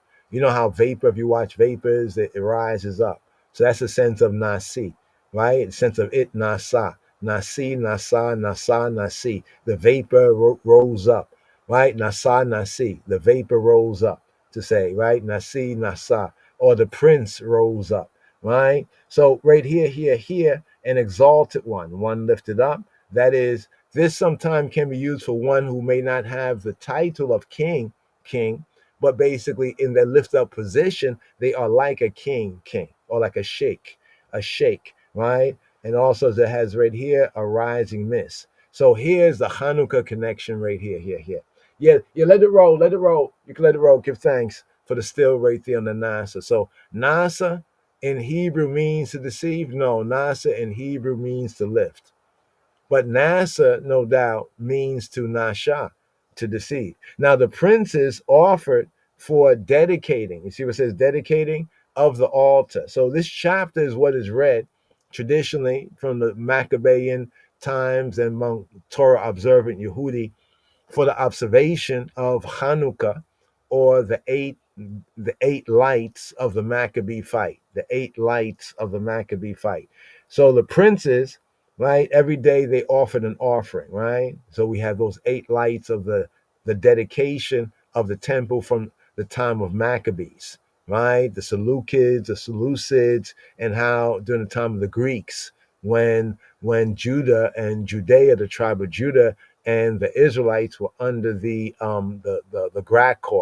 Grakkoi, or the Hellenistic Greeks, not to be confused with the early Ionian or so-called Black Greeks, right? We shouldn't confuse those two there. Like we shouldn't confuse the Aboriginal people of Australia with the other people who came over and took over, neither in America. So we shouldn't assume that the Hellenistic, which are the later day Greeks, are the earlier Javanite people, right, who were basically, for lack of a better word, the quote Black Greeks. But be that as it may, that's past history, ancient history, right? Yeah, ancient, first time history, right? The princes offered for dedicating the altar in the day that it was anointed. So notice that when the altar, this is the communal altar, right? The Mizbeach, the communal altar right here, right? The Mizbeach, right? When the altar in the day that it was what? Mashach. So the word for anoint, Mashach, right? Where we get the root That's the verb mashach. He anointed or to anoint, right? Even the princes, the Nasim, the princes offered their offering, offer their what? Their korban. Notice the word korban is a sacrament, korban or korban. Korban, korban. The two ways of it spelled, right? The two ways of it enunciated, it reflects dialects. You know, like east, west, north, south. Korban, korban, korban, korban. But this means something brought near, something that is the word for near, karab, karab, like Krav Maga. We get Krav Maga from karab, right? Draw near, right? So they brought forward their offering before lifnei ha-mizbeach. So the word dedicating here is Chanukah, Chanukah, Chanukah, Chanukah, Chanukah, Chanukah, right? So we have Chanukah, dedication. We like to say livication, but a consecration, right? Dedication, or more better, the initiation. This is where the altar was getting its start for service, right? Because remember, in the narrative, the only thing we had before from Leviticus was the first worship service, and this was mainly, with the priests serving, right? But now it's getting initiated for use, right, by all of the 12 tribes, right? And their chieftains, their Nasi, their Nasim, the ones lifted up amongst them, the princes are bringing forth the Chanukah, the Chanukah. Now, the word Chanukah here, Chanukah is related to someone that many of us like to study and read up on, and that's Enoch in the Hebrew. Enoch, right there, they're El Nosei, right? El Nosei, Nosei, to carry, to lift, right? Elohim's willingness to take upon himself the burdens of our sins and guilt, right? So right here, we have the root is Chanak. Chanak is the root of Chanukah, Chanukah, right? Chanukah is that which is livicated, that which is dedicated. Chanuk, Chanuk, Chanak is to look what the meaning is, right? It is to dedicate, on the sense of inaugurate. We prefer initiate, but notice the first sense of it is to train. Now remember the name Hanok. Hanok in Hebrew is Hanok or Hanok. We say Hanok, Hanok in the Amharic, Hanok, but in the original Ivrit, the Yehudit, is actually Chanok, Chanok, Chanok. It means to train from Chanak, right? To train up, to initiate, or to dedicate, to livicate. Properly, look what it means. Properly to narrow. Like when we zoom in on something, we zoom in on this right here and seek to get the real meaning based on the scripture. We narrow the focus. It's like tighten the scope. You know what I mean? Figuratively, look at it. In the figure of speech is to initiate, right? To discipline, right? Discipleship, discipline, initiate. So we have Chanok, right? Chanok. So we can even ask the question, who was probably the first Talmud, the first disciple? It probably was Chanok. Chanok was the first because of his name. Now, there's this other word, this is Chanak. So this is Chanak, not to be confused with Chanak. There's Chanak, Chanak, K, and there's Chanak, Chanak, Q, click Q, with click. That means to strangle yourself, right? So Chanak yourself, right? Don't, to Chanak yourself, don't Chanak yourself. You get it? Chanak yourself, train up yourself, right? But don't Chanak yourself, right? Don't throttle yourself, choke yourself, right? So that's why I said compare that, right? Because like we said, Nasa, right? And Nasa, right? To pull up. It's like pull up camp, Nasa, and Nasa, to lift up, right? So I wanted to show ones this right here, just this key word here and the connection of Hanukkah. So if one say, well, I wonder why for Hanukkah, right? The Yehudi, the high Yehudim and Torah observant ones, right? We would go to read Numbers chapter 7. And one was like, why are they reading Numbers chapter 7 for each day of Hanukkah? Now, when we understand the Hebrew, it becomes very clear because the first Hanukkah right? Hanukkah that we have in the Torah, in the scripture, right, is right here in Numbers chapter 7. And what they were doing then, it was necessary in the time of Maccabees to do, right, for the temple, the tabernacle, after it had been defiled, right? So, right there, just a couple of update words on Hanukkah and Enoch. Hanukkah and Enoch, you know what I mean? And NASA, right? And Nasha. NASA and Nasha, right? NASA and Nasha, right? There we go, right there from Jeremiah 23:39. NASA and Nasha. In fact, let's just do this right here before we go forward, just to sum up with the psalm right here, just an overview, right? Let's see. How's it be? Oh, I'm dyslexic writing English. Beguiled, beguiled. Yeah, I was writing it almost like I was. Yeah, excuse me. Genesis 3:13. Look at beguiled right there. You see?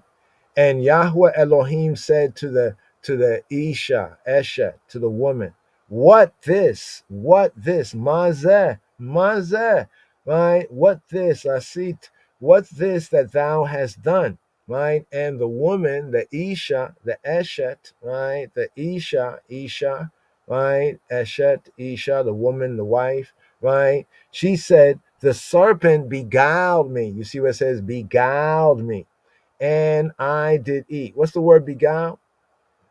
You see the difference? This is Nasha, right? This is where all these kind of memes go wrong, right? Nasha. Because see, the transliteration here is more up to date.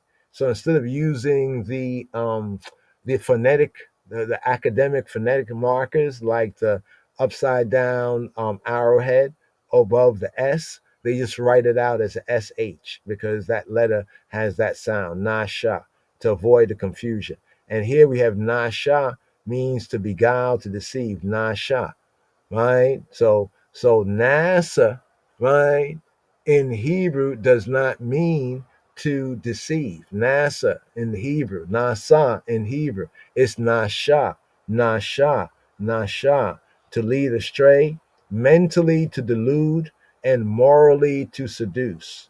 So we just want to bring that out. This is where we first have this word, right? Now, there's another word here, furthermore, used for beguile, but that's a whole different kind of beguiling, right? But right here, Genesis 3:13, right? First use of Nasha, right? So let's not confuse Nasha for Nasa, right? So right here, Shema Yisrael. Psalm 61. מזמור ס"א למנצח על נגינת לדוד, לדוד, לדוד, לדוד, לדוד. Hear my cry, O God, O God, O God. שמעה אלוהים רינתי, רינתי, רינתי, רינתי. Attend unto my prayer, my prayer, my prayer, my prayer. הקשיבה תפילתי, תפילתי, תפילתי, תפילתי, תפילתי, תפילתי. From the end of the earth will I cry unto thee when my heart is overwhelmed. Lead me to the rock that is higher than I. For thou hast been a shelter for me and a strong tower from the enemy. I will abide in thy tabernacle forever. I will trust in the covert of thy wings. Selah. For thou, O God, hast heard my vows. Thou hast given me the heritage of those that fear thy name. Thou wilt prolong the king's life, and his years as many generations. He shall abide before God forever. O prepare mercy and truth, which may preserve him.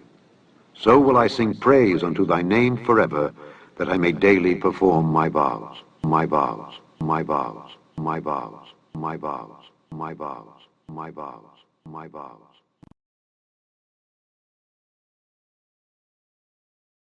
Yes. Got to extend that echo right there, because that was a short echo right there, like the long echoes. Gives you an opportunity to cue up another cue. But here, right, we have Psalm 61. Psalm 61 right here. Here, today's daily Psalm 61. And it's themed, Chabarim, today's daily Psalm is themed a prayer, a tefillah, a prayer in exile. Mizmor Samek Aleph. Samek Aleph, Samek Aleph. Here, a prayer in exile. Today's daily psalm, a prayer in exile.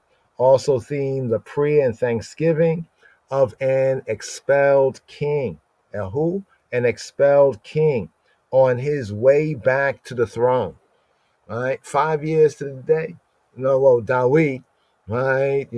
David, he had a little bit longer than that time, at least in a lot of things he went through. But here, just likening this here, so even King David was in exile. Wow, right? King David had a son, right, that sought to overthrow him.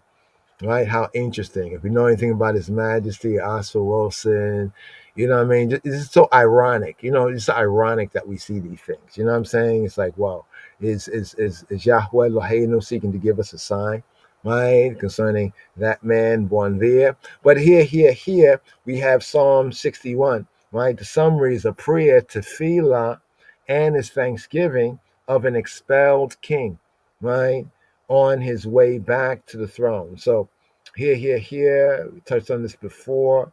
We have the Davidic Miktamim. Miktam, some interpret this as a special composition, a golden composition. Miktam, one to teach wisdom, right, are now ended, and there follows a short song. So the psalms before are considered to be the Miktamim, the Miktam psalms, and they are ended. And here with Psalm 61, with Mizmor Samek Aleph, we have a short Davidic psalm that is superscribed right there, Al Neginot, right? Al Neginot. Elsewhere we have Be Neginot, as we say in the earlier song, Benginot, Bingi, Be Neginot, Binginot. Here we have Al Neginot, Al Neginot. Does this expression mean with the accompaniment of string instruments? Is one of the questions. The Neginot, the Negina, right? Now, note this right here we have Psalms like right over here. So this right here is the superscription here, right? And in the title, Al Neginot, right? And the Negina, right, is thought to be like the string, right? String instruments. Not strictly for this expression, for this is expressed by the inscription B Neginot or Binginot. So here it says Al upon the Neginot, and elsewhere in Psalm 4, right, in Yeshaya, Isaiah 30:29, Isaiah 30:32, right, we have be a Neginot, or contracted Binginot, be a Neginot, Binginot, be Neginot, Binginot, right? The formula may signify upon the music of string instruments, right? So just to the superscription that's often avoided, right? And there's some reasonments that are very interesting, but I'm not going to hold the eye them up, but get right into today's daily psalm right here. So here we have a psalm and a prayer, right, of an expelled king on his way back to the throne, right? His way back to a petition. We have a petition here, right, to Elohim, to the Creator, right, to the ruler, right, to the Almighty Power, to the Judge for restoration, being offered by a person from his home. And here, the context of even the superscription linking with David's situation, his situation gave point and gives point to the Psalm 61, and also helps to explain it. Chabarim. It's an interesting study when we start to, connect the dots, but it's best assigned to the period of time. What period of time? The period of Absalom's revolt. So here we have a local psalm right here. Let's get right into it. Verses 1 to 3 is an appeal for help.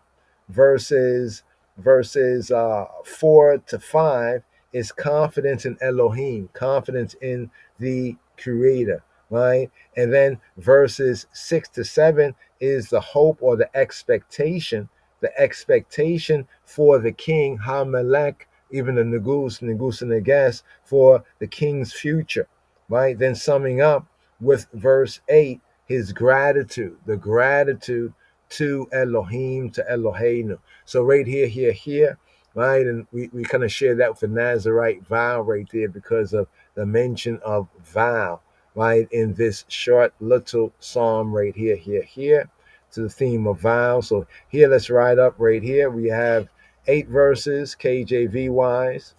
In the Hebrew, right, that would be actually 9 verses because of the numbering difference. But here, the Aleph verse, right, here, getting to the Aleph verse right here, what we're going to touch on, let's scroll down here, right, let's grab this note here, let's see what the notation is.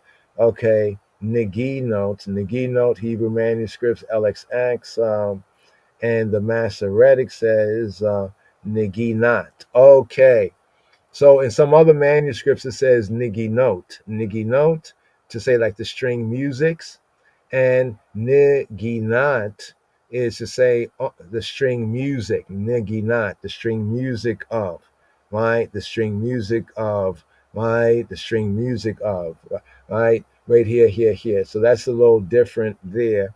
Let's see, Niginat, al Niginat, and then we have B and Niginot, the earlier Psalms. But here, just to check on that, here, first verse, to the chief musician upon Nagina. So here we have the Nagina. So here's the Nagina, right? Nagina and Naginat, right? Nagina and Naginat. Now, usually the Naginat, usually when the tav is at the end, it usually makes the word in Hebrew, along with the words in the context, constructive, right? You know what I mean? It's like this of that, right? Naginat. But the root sense is Nagina. Nagina is said to be music or types of song or string music, type of string music that was like taunt. You know how they have like different kind of rap, they call it drill this, and the different names. Well, this is like a kind of a taunt, like a taunt chant, right? A taunt, right? To a mocking, a taunting songs, right? Was sometimes done to string upon the strings, to string music, properly string music, right? Implication, a string instrument, nagina, right? By extension, some say a poem that is set to string music, right? Specifically an epigram.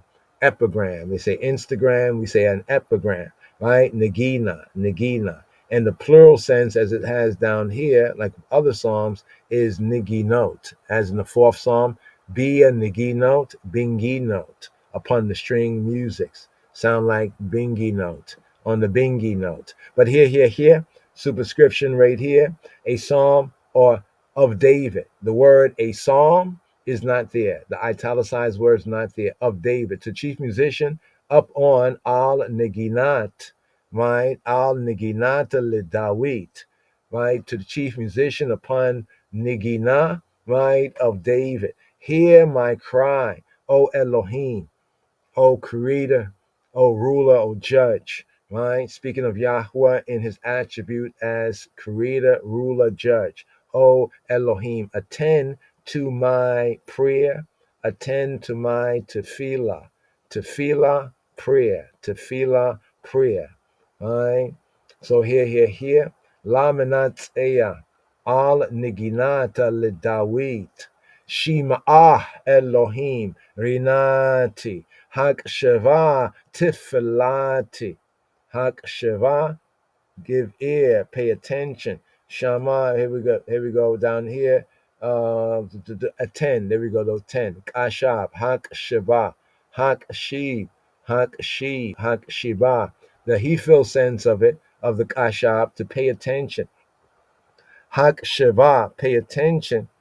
Tefillati, to my tefillah.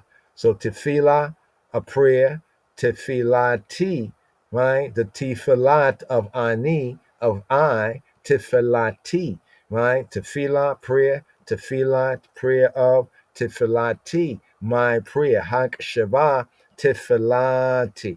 So here, what do we have right here? To chief musician upon Nagina. Touched on that right there. Here, right, of David. Hear my cry, Shema'ah, Elohim. Here, Shim'ah, Shim'ah, Shim'ah, Elohim, Shim'ah, Elohim, Rinati. Here, the sense of hear, listen to, with the implication of obey, right? Obey, right? Oh, Elohim, obey, Rinati, Rinati. Now, here we have the word cry is Rina, Rina, Rina, right? Rina. It's almost like saying, hear and obey, O Creator, my vibe, my arena. Arena is like a vibe. It's a vibe of like it could be a joyful ring, like a ringing cry.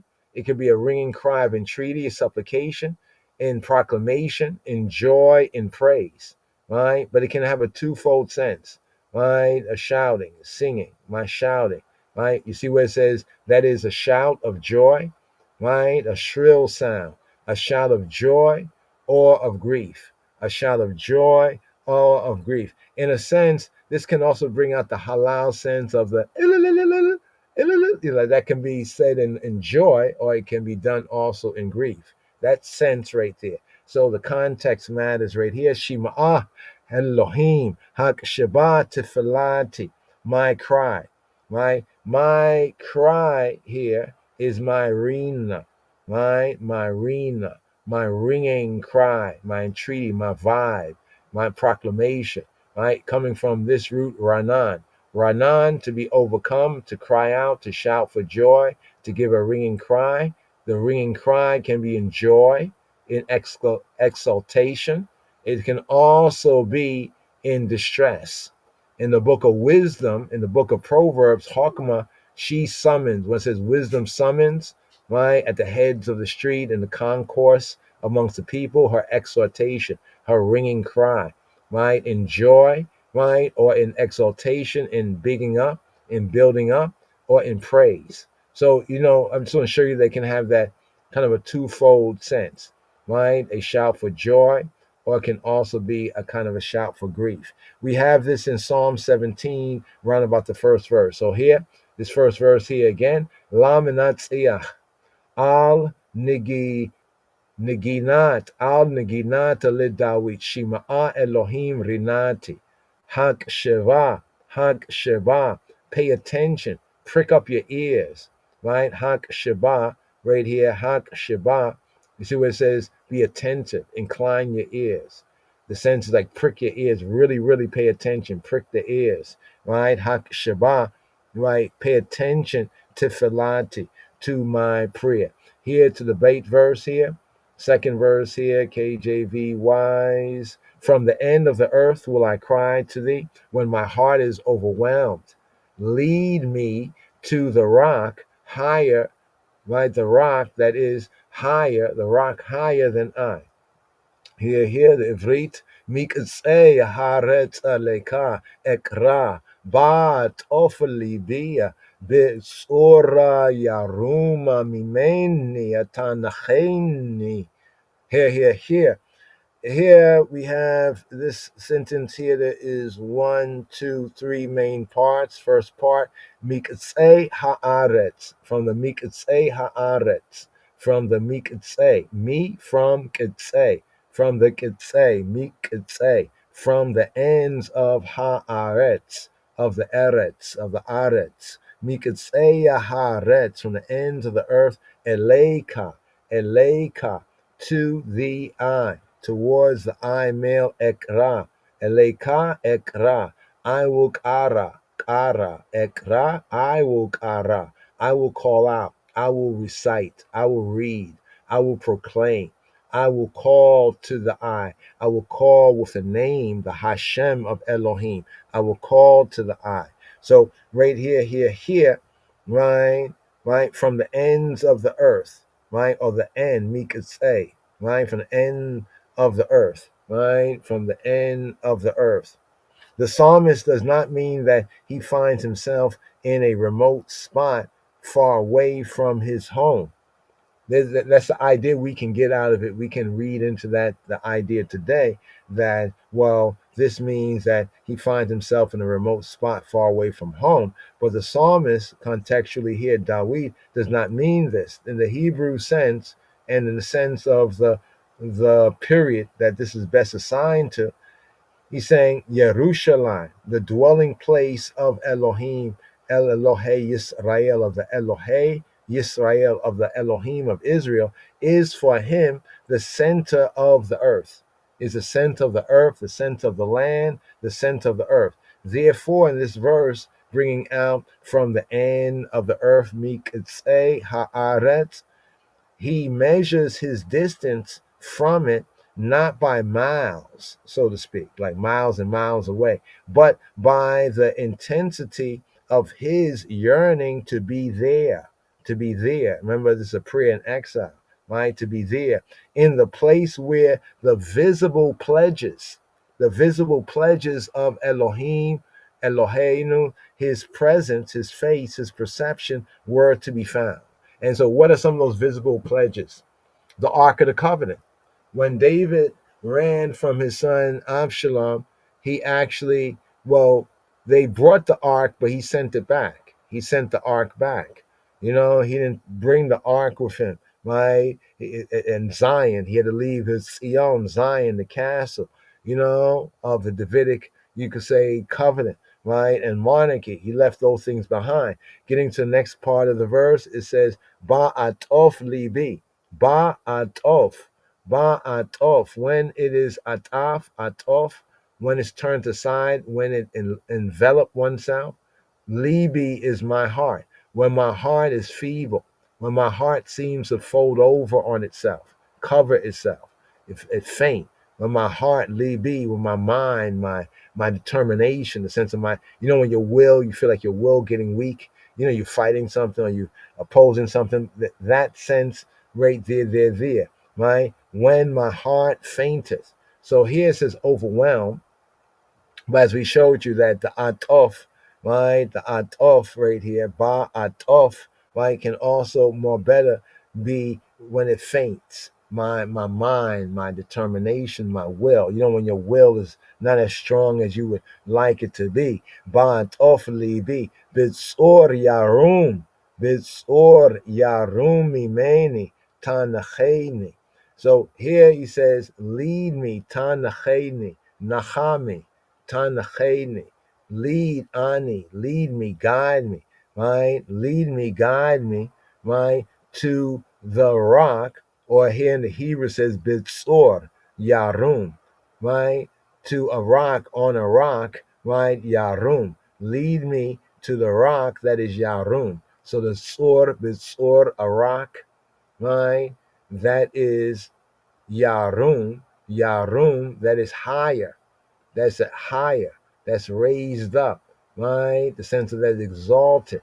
So here he says that is higher mimeni, that is higher from me, that is higher than I. Literally, it is bisor to the rock, yarum, that is higher mimeni, mime from ani, from I, tanacheni, tanache ani, lead me, guide me to a rock, right, that is too high for me. So in the spirit of the Hebrew, it's actually to say, lead me, guide me to a rock that is too high for me. Literally is to the rock that is higher from me, right? But that is too high for me, right? What's the sense right here? A rock that is too high for me, right? A place of refuge that's inaccessible to him if he has to depend upon his own effort. So I got to depend on my own efforts to get there and I can reach there, then it's not as high as I want to be, right? That's not the kind of place. Now I want to put me in a place that if I try to put myself there, I can't put myself. It's too high for me, right? This is like the spirit of the Hebrew, right? If he has to depend on his own efforts, not that kind of rock. Only to be reached with Elohim's guidance and his aid. Only by his way can I reach that sort of a refuge, right? To show the desperation of the situation. Mikitsei haretza lekaik ra, ba'atof libi, b'tzor yarum mimeni, tanacheni. Here, to the third verse, the Gimel verse here, right? So here, verses 1 to 3, this is the opening section, the appeal, right? The appeal. How do you plead? The appeal for help. For thou hast been a shelter for me, a strong tower from the enemy. Thou has been a what? A shelter. Ki hayita. Ki, because hayita. Hayita, the I male has be. The I male be has become, right? Has been. Ki hayita machse. Machse. Machse. What is a machse? Machse or machase, right? Machse is a refuge from storm, from rain, from danger, or also in the more metaphorical sense, a shelter from falsehood, from the fraud, the lies, the deception. Right? Kia hayita machseli, for you have been machse, a shelter li for me. Kia hayita machseli, migdal oz. You have been a migdal. You have been a tower oz, a strong tower. You have been a migdal, Migdala, Magdalene, Migdala, a tower, an elevated stage, a pulpit, a raised bed, a tower, the sense of a tower, right? Or rostrum. Also can be in a sense, could be figuratively a pyramid, right? Or pyramidal, right? Bed of flowers, because it's a tower. A pyramid is basically, from the Hebrew perspective, a migdal. But here we're speaking of Migdal Oz, a tower of Oz, right? They say the Wizard of Oz. We talk about the Migdal Oz, right? A tower of might, a tower of strength, whether it's material, physical, whether it's personal, social, or even political strength, right? Migdal Oz, mi panay, from the face of. You see when it says from? Mi panay, right? Panay is face. From the face of, from the presence of, mi panay oyeb. Oyeb. Mi panay oyeb. Mi panay oyev. Right? Mi panay oyeb is an enemy. Personal, national, basically a hater. Right? So what do we have right here? Here. Thou hast been a refuge or a shelter, right? Ki haita machseli, ki haita machseli, right? Migdal oz, mipnei oyeb, right? A refuge. So so often in this type of psalm, right, we have this type of language. Recollection of past favors. Note this in the formula of the Davidic prayer. Recollection of past favors is made the ground, sowing that seed in the ground. You see the seed in the ground, right? In the new covenant sense, recollection of past favors is made the ground, right, of a plea for assistance in the presence, in the present, right? In the present. So recalling what Yahweh has done for you before, right, should, if you wise, lead you in your ask for now, right? So like meditate on what he has done for you before, right? And the joy and in the heart and mind and soul, and then enter in your prayer with that thought in mind. Thank you for what you have done and for what you are doing now. So this is the sense of it right here. Ki hayita machseli, migdal oz mipnei oyed. Here, bringing it into the next section right here, verses 4, right, to 5, the Dalet verse, the fourth verse, right? I will abide in thy tabernacle forever. I will trust in the covert of thy wings. Selah, Selah, right? Dear Psalm, a pause, right? Like an interlude, a pause, right? Agora be a holeka, be a haleka, right? Agora be a haleka, be a holeka, agora be a haleka olamim. Chesed besetira kanafeka selah. So the kanafeka, your wings. So here agora be ahaleka, agora be aholeka. I will gore, agora. I will gore. I will sojourn, agora. It has a sense in Hebrew of like, let me sojourn. You can have a sense in the Hebrew, not just I will sojourn, I will, but let me, may I, agora, may I sojourn, agora, right? That sense, agora, be ahaleka, olamim. I will sojourn in the I, aholeka, the I tent, olamim, forever, right? Olamim, to times indefinite. So here we have the tabernacle, the ohel, right? Aholeka, ohel, ahal. Some say ahal, ahaleka. Some say aholeka, right? The tent, the ohel, right? I will dwell in thy tent forever, right? By some, the words are understood. These words here, agora be'ahaleka olamim, are to be understood as a tefillah, as a prayer. So the word says, I will abide in thy tabernacle forever. Hebraically, this can be understood as a prayer. May I dwell, agora, be o haleka olamim.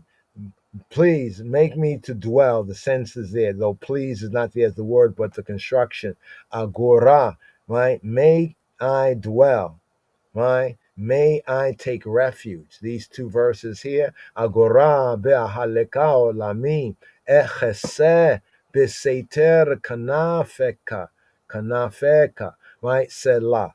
So there's two parts of this. I will abide in thy tabernacle when read as a prayer. May I dwell. May I abide. May I abide in your tabernacle, olamim, forever.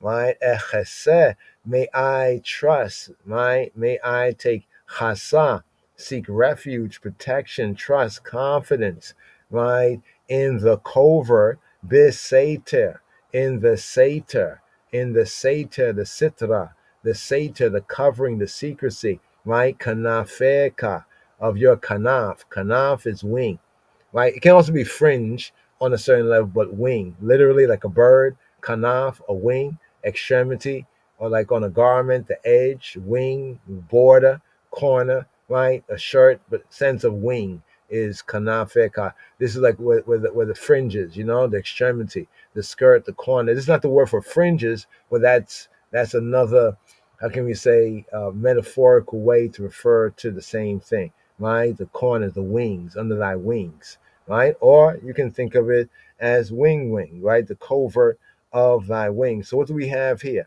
May I dwell, may I take refuge, a prayer. May I dwell, agora, echese, may I trust, right? The tent is to be interpreted metaphorically like we have in Psalm 15. Check out Psalm 15, right? Who may abide, yeah? As implying the Elohim, the divine hospitality and protection, that he is confident he will again enjoy for the rest of his life. So even though in the situation things are kind of rocky, but he's calling those things which be not as though they be. So right here, agora be ahaleka olamim echase beseter kanafeka selah. So the selah is like a kind of a pause, the covert of thy wings, right? We have this in Psalm 57, round about verse 1, verse 2. So right here, to the fifth verse, the Hey verse. This section, verses 4 and 5, confidence in Elohim, confidence in the Creator, confidence in the ruler, confidence in the Almighty Judge. For thou, Elohim, hast heard my vows. Thou hast given the heritage of those that fear, that reverence Shemekah, the I's Shem, the I's name. Ki ata Elohim. So here we have the pronoun ata, you male. When we have this, it's often to emphasize like you, the I, like we say the I and none other. Ki ata, you, the Elohim, the I, O Elohim, O Creator. Ki ata Elohim, Shemaita, you have heard, Shemaita, Lin darai, you have heard to my vows, my nidarai.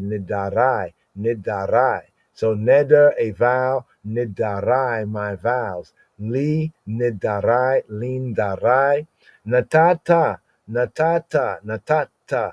You have given, Natan, you have given, natata, Yerushat. You have given the inheritance of, or the heritage, rather, the heritage of, you have given the heritage of Yerushat, Yireh, the heritage of the reverences, those who reverence, who respect, who respect. Yerushata Yireh Shemeka. Yireh, the respecters, the fearers of your name. Yireh Shemeka, more better, the reverencers, the respecters of the I male name. Yireh Shemeka. Altogether, Ki ata Elohim shamaeta lindarai. Natata Yerushata Yereya Shemeka. Here, here, here.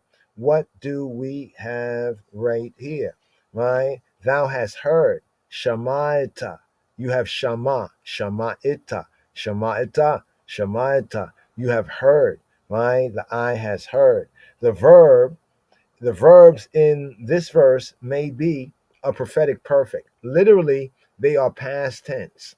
Shama'ita, right, is like me saying, speaking to a man and say, you have shamad. You have shamad. Shama'ita, shama'ita, shama'ita. You have heard. Shama'ita, right? You have heard. So the verbs here can be seen as prophetic perfect. This is where you call those things that are not yet as though they have already happened. Right? Calling those things, as it says in the scripture, calling those things which be not as though they were. Right? So the verbs, in a sense, may be regarded as the prophetic perfect. But it is better, some say, right, to read that this section was written when the revolt had failed. Right? So some, though we can look at this as a verse of calling those things that have not fully manifested, calling them into being, calling those things that be not as though they were. But we can also look at it in the plain sense of Dawit, right? And the context that after the revolt had failed, right? The revolt, the rebellion, right? The pseudo revolution. And Dawit was on the point of returning to Jerusalem. He was on his return, right? And this is in the mouth, right, of, right, Dawit, and no doubt in the mouth of the greater David, the greater son, when his master returned, right, from Brazil, right, when the 1960s coup attempt. Ki ata Elohim shemaeta lindarai, natata Yerushata Yerei Shemeka. Right? What do we have here? My vows, nidarai. So here we have nidarai. As a singular, in a singular sense, is neder. Neder singular. Nidarai, my vows. Nidarai, my vows. Right? My neders. Right? That form part of his supplication, right? A supplication to China is a beseeching for grace and favor, right? Even if one did not deserve it. You know, that's what grace is all about, right? You really don't deserve it. You didn't earn no grace, right? No favor. But if you gain it and you know you didn't deserve it, then that proves it's really grace. So here, this formed part of his supplication to Elohim. But they are not specified exactly what his neders were, right? Nidarim, what the nidarim of Dawit were. They are not specified here. Doubtless they express his resolve to show gratitude, thankfulness for his restoration in some practical and some tangible form, right?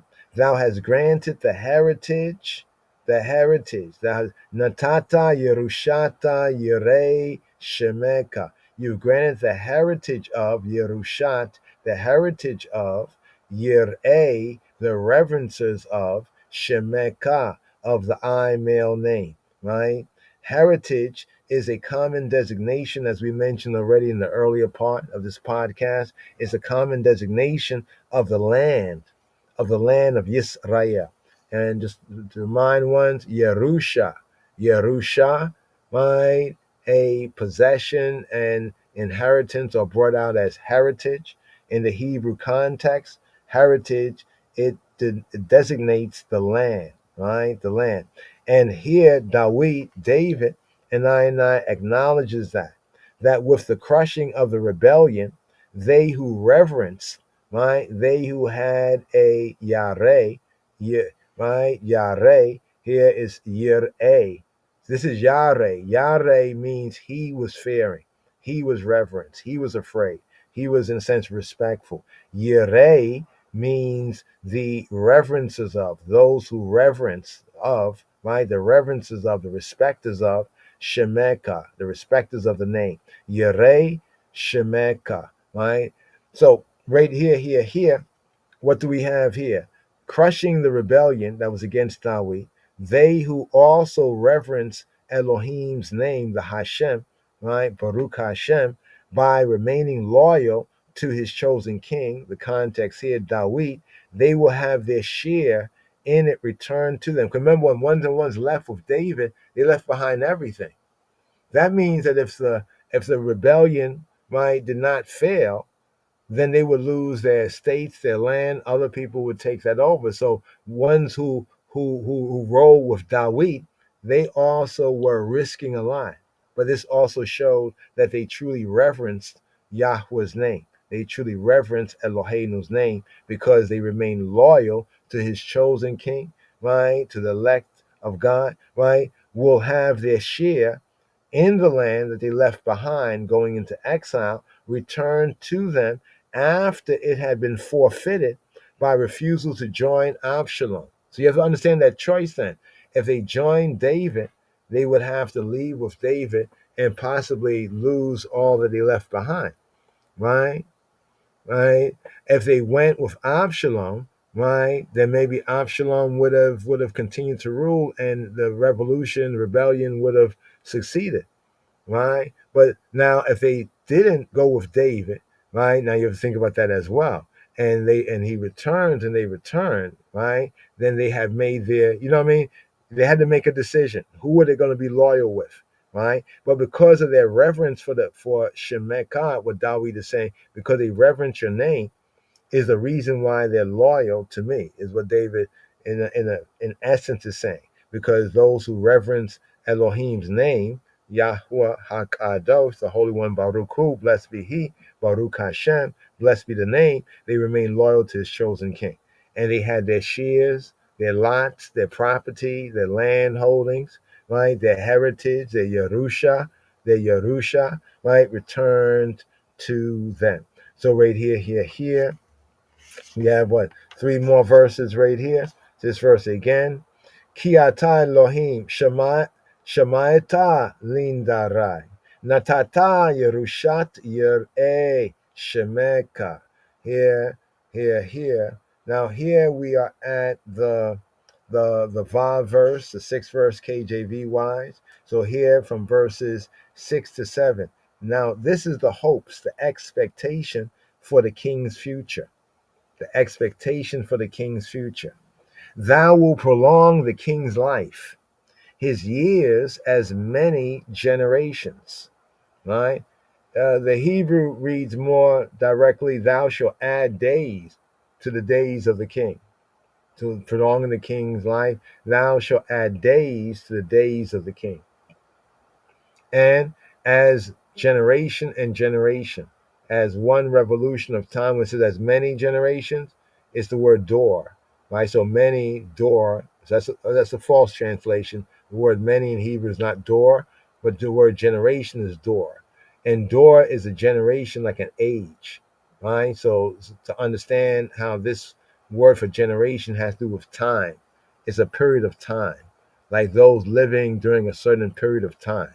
Like say from the grandfather's generation to the father's generation to the son's generation to the grandson's generation. Each of them have their generation. That's why it says a generation and a generation.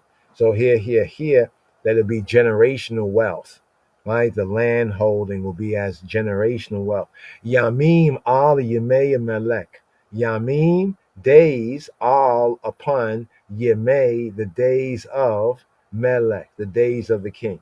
Yamim, all Yemei Melech, Tosif, you will prolong, or Tosif, You will Yasaf. Yasaf, as related to even Yosef, means to add, to increase, to do again, right? To join oneself, but the sense of to increase or to do again. But the basic sense is to add, to augment, right? To add, to continue, right? Adverbally, to continue to do a thing. So this generational wealth, the heritage, will be passed on from, say, like the grandfather to the father to the son to the grandson to the great grand. That idea there. Yamima ali yemeya meleka tosifa. Shin notayo. Como dorvador. Shinotav ka como dorvador. Modern Hebrew shinotav como dorvador, ancient pointing shinotayo, como dorvador, right? So the shinot, right? Shinotayo, right? Shinotav, his years, the years, right? The years. This is the word for year, right? Right? For years, as a revolution of time, the years. So what do we have right here? Adding, right? Adding, right? Right? Here we go, right here. Thou shalt add days to the days of the king. Yamim, days, all, Yemei, are on the days. Like literally saying days on the days of the king, Tosif. Add days on the days of the king, right? Literally.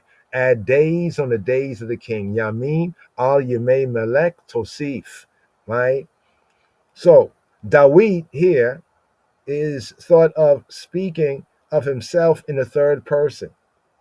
You see, Dawid here is thought of speaking of himself in the third person because he thinks of his kingly office and not of himself as an individual. Right? Because one may ask, why is David here? Is David speaking here? If he is, then why is he speaking in what would be a third person? The proper answer for it is because Dawid thinks and thought of his kingly office and not of himself as the individual. Right? In other words, Dawid is looking at his role as anointed objectively, not subjectively. Like, oh, look at me, you can see who I am. No, he's thinking of his kingly office, his role, his service, his duty, and not of himself as an individual. Right? Now, less likely, right, the two verses, some say, contain a prayer on his behalf by his faithful adherents. Others, they interpret that this is really the faithful adherents giving a prayer, right? A prayer on behalf of the king, which is possible. That's why I just share, the best, right, of the study here, right? So we can know the truth and the application, accordingly. Accordingly, the rendering of the RV, the revised version, is to be preferred. So some prefer the revised version. Thou will add days, right? His years shall be. He shall be enthroned or abide, right? He shall be enthroned, or that's coming up in the next verse right there, or abide. So some look at this verse and the next verse as a sort of a tefillah, a prayer, right? On the king's behalf, on the anointed behalf by his faithful adherents. So both of those actually, right, can be true. Dawid speaking of himself in the third person, because we have it elsewhere, right? Because when you do speak of yourself in the third person, right, it can always mean that whatever the role it is, like king, his kingship was more about his duty, right? His duty to Yahweh and his duty to the people, what his role was. And also, since he is the first king of that Davidic lineage that was promised to him, right, he must show up, right, in that office. It's not about him personally as an individual, right? So, here, may his years, so looking at it as a prayer, we can bring it out as, may his years be as many generations. So if we read it as a prayer, it's not so much thou will prolong the king's life, but it's mayest thou, may you, may the eye add days to the king's days. May his years be as a generation and a generation. May his years extend, right, from one generation to the next generation. Right? I'm like Moshe seeing that new generation is kind of like the sense right here.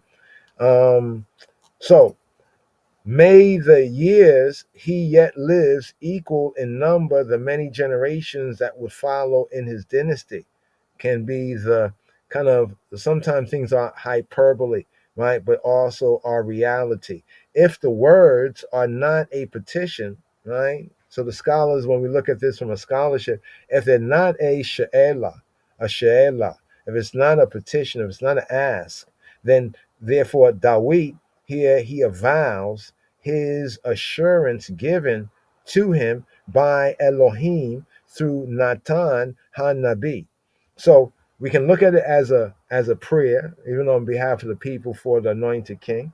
But if we look at it right as not being a petition from the people for the king, but as Dawit, here he will be avowing his assurance that was given to him by Yahweh Eloheinu through Nathan the prophet. And here, just to bring home this point right here, right? I actually see where both of them are true, right? Both of them are true. And I see that Dawit, no doubt, set the tone, right? So, like in the original sense, it's the tone of David going through those situations, but the people taking cue from David, right, said it as a prayer, because the Hebrew can kind of lend to that, where it can be a personal petition, but through a slight, change of the intent, it can also be as a prayer, right? So, and thine house, this is what was promised to him, right? This was promised. Thy house and thy kingdom shall be made sure, right? Or established, to say made sure, right? Forever before thee, right? Thy throne shall be established forever. You see what this is, the promise that was made to Dawit and to his seed, right? According to all these words and according to all this vision. Remember, it was a chazayon, a vision. Chazayon. It was a chazayon, a vision, right? So did Natan speak to Dawit, right? So right here. So here is where Nathan is communicating to David, right, what Yahweh has said, right? What Yahweh has said and why, his role. So basically, this would be David looking at, well, what is my rightful role as king? What did Nathan say on behalf of Yahweh? 2 Samuel 7 and 16. Here, pushing it right to the Zane, to the 7th verse right here, right? Next to last, right here. He shall abide before Elohim forever. Oh, prepare mercy and truth may preserve him. Prepare mercy and truth that they may preserve him, the sense of it, that they may preserve him. Mercy and truth. Yesheb olam lifnei Elohim. Chesed we emet man yinazruhu. Man yinazruhu. He shall abide, or may he, right? May he abide, right? May he be enthroned. So the Yesheb, notice the word Yesheb is from Yashab. Yashab literally means to dwell, but it really literally means to sit. Yashab means to sit down. So the sense of enthroned, right? So when it says may he abide, there's other words for abide, but a little more better. May he be seated.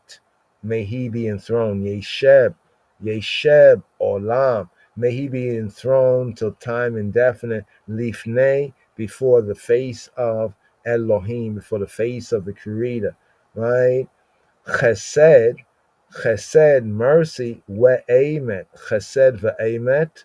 Chesed, mercy, loving kindness, mercy, ve'emet, and truth and reality. Man yinazruhu. Man yinazruhu. That they may appoint mercy, man, appoint, to say prepare, man, appoint, prepare from manna, to count, to reckon, the sense of a point, counting and reckoning. Man and yinazruhu, yinzaru, so that they may not tsar. Notice the word here for preserve, not tsar. This is where we get Nazareth and Nazarene from, not tsar. Not from Nazar as in Nazir, as in Nazarite, but in the Hebrew from Natsar, right? Yeshua HaNotzri, Notzri. He is the Notzri. He's the one who Natsar. What is Natsar? Natsar means to guard. Natsar, to watch over, to guard, to keep, like to guard from dangers, right? To keep, to observe, to guard, to keep secret, right? To be kept close, to keep close, right? To be blockaded, the sense of a watchman, right? So with that title, Jesus of Nazareth, Yeshua HaNotzri, the Notzri and the Nazarene, this is the link word here, right? Primitive root, to guard, in a good sense, to protect, to maintain, to obey, or in some context, in the other sense or a bad sense, to conceal, right? May they yinazru, may they natsar who him yinsaru who yinsaruhu yinsaruhu yinsaru, may they preserve, right? So appoint, right? Appoint, man, count, reckon, appoint, count, reckon, assign, weigh out, allot, constitute, officially, enumerate, enroll, man yinsaruhu, right? Chesed wa emeta man yinsaruhu.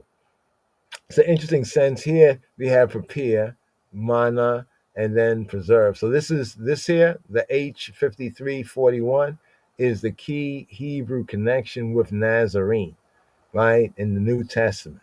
So the English confuses, the English makes us think that both words is from Nazar or Nazir, right? No, right? Nazarene is from Nazar, right? And Nazarite is from Nazar, and Nazarene is from Natsar. So we have Nazar and Natsar. Nazar, Natsar, right? So before Elohim, right, he says, may he be enthroned, may he dwell, may he be seated. The literal sense, may he be seated in the sense of enthroned, in the enjoyment of his favor, in the enjoyment of the creator and the ruler of rulers' favor. How long? Olam, till time indefinite. His life continuing in the life and liberty of his descendants. Then these attributes. Chesed, we have chesed ve'emet. Chesed ve'emet. Chesed ve'emet, right? Mercy or loving kindness and firmness, loving kindness and faithfulness, loving kindness and truth, right?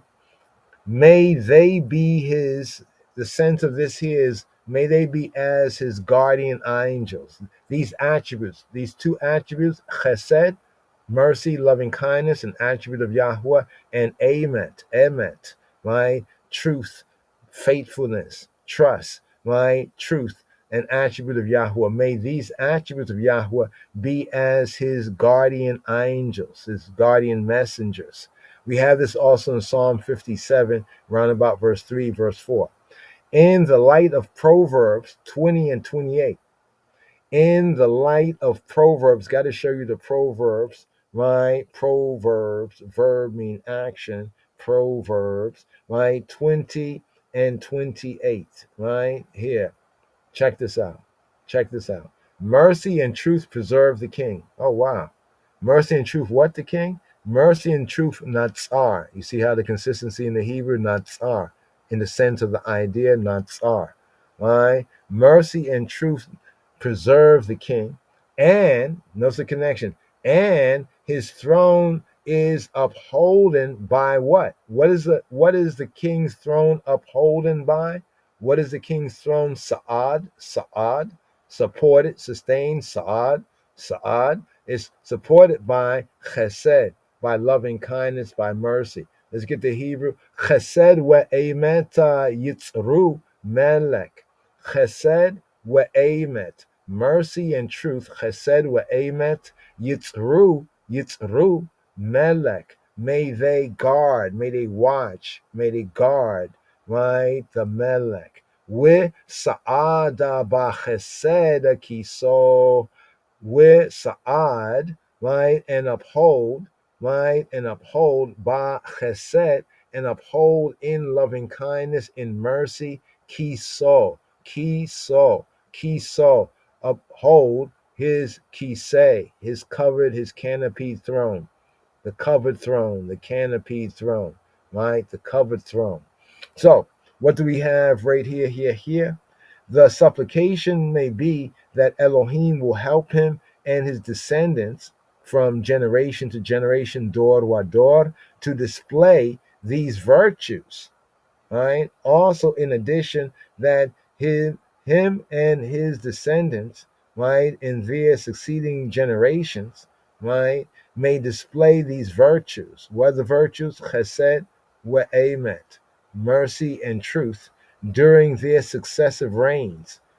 Because if they do this, then the dynasty may deserve and will endure, right? Remember what Yahweh in the other psalm where it talks about how, and that he will uphold his covenant, right? But if his sons, like if the sons of David, if they go astray, that he's going to punish it. How he's going to punish it, but he will not take away, his mercy forever, forever, forever. So right here, next to last verse, chesed wa emet. Oh, this is actually, wow, I thought I was reading the psalm right here, because you see the language is so much the same. Chesed wa emet yitzru melech, Wisa'ada ba chesed kiso, right? Mercy and truth preserve the king, and his throne is upholden, is supported, made firm, upholden by mercy.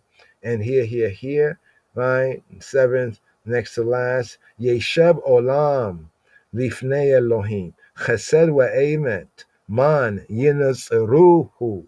Here, to the final conclusion, right? The conclusion verse here, his gratitude. So here in the chet, in the eighth et, in the eighth verse right here, is his gratitude, his giving thanks.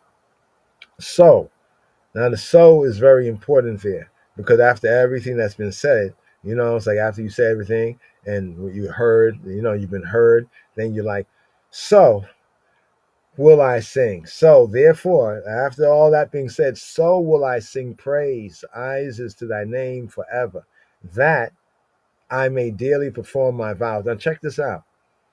If we read with reading comprehension, he says, so will I sing praise to thy name, thy male name forever, that I may daily perform my vows.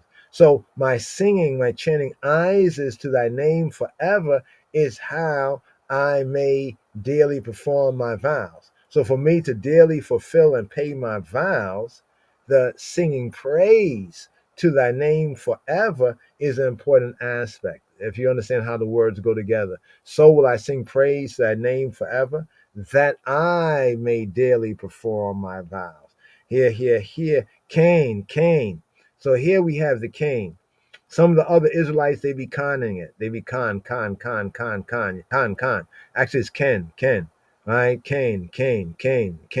Cain. So, therefore, thus, like this. Cain, thus, so, therefore, Cain, right? So it's like a therefore. So after he says, may he be enthroned before Elohim forever, appoint mercy and truth, that they may preserve him. Therefore, or so, therefore will I sing praise to thy name forever, that I may daily perform my vows. Cain azamra shimka la'ad. Shalmi. You see, shalmi sound like shalom, right? Shalmi here is the performance. Shalmi is a performance. A performance of what? A performance in the sense of doing this right here. Here we go, right here. Of to make good, right? To make good the words of my mouth, meditation of my heart, right? To pay, right? To make peace by paying and doing what I said, right, in my vow. Cain, azamra shimka la'ad. Le shalmi nidarai yom. Right? Le shalmi, for me to pay. Nidarai, perform, pay, make good. Nidarai, my vows. Yom. Last two words, yom. Not yum. Sound like yum, but yom. Yom Yom is day, day. Right? Yom is a day, day, day.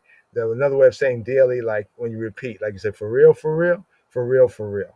Right? Day by day, yom yom, daily, yom yom. So Cain, Cain, Azam Rashim La'ad, Lishalmi Nidarai, Yom, Yom. Here, his gratitude, right, to Eloheinu, right? So therefore will I sing. Cain, Azamra, Azamra, Zamar. I will sing.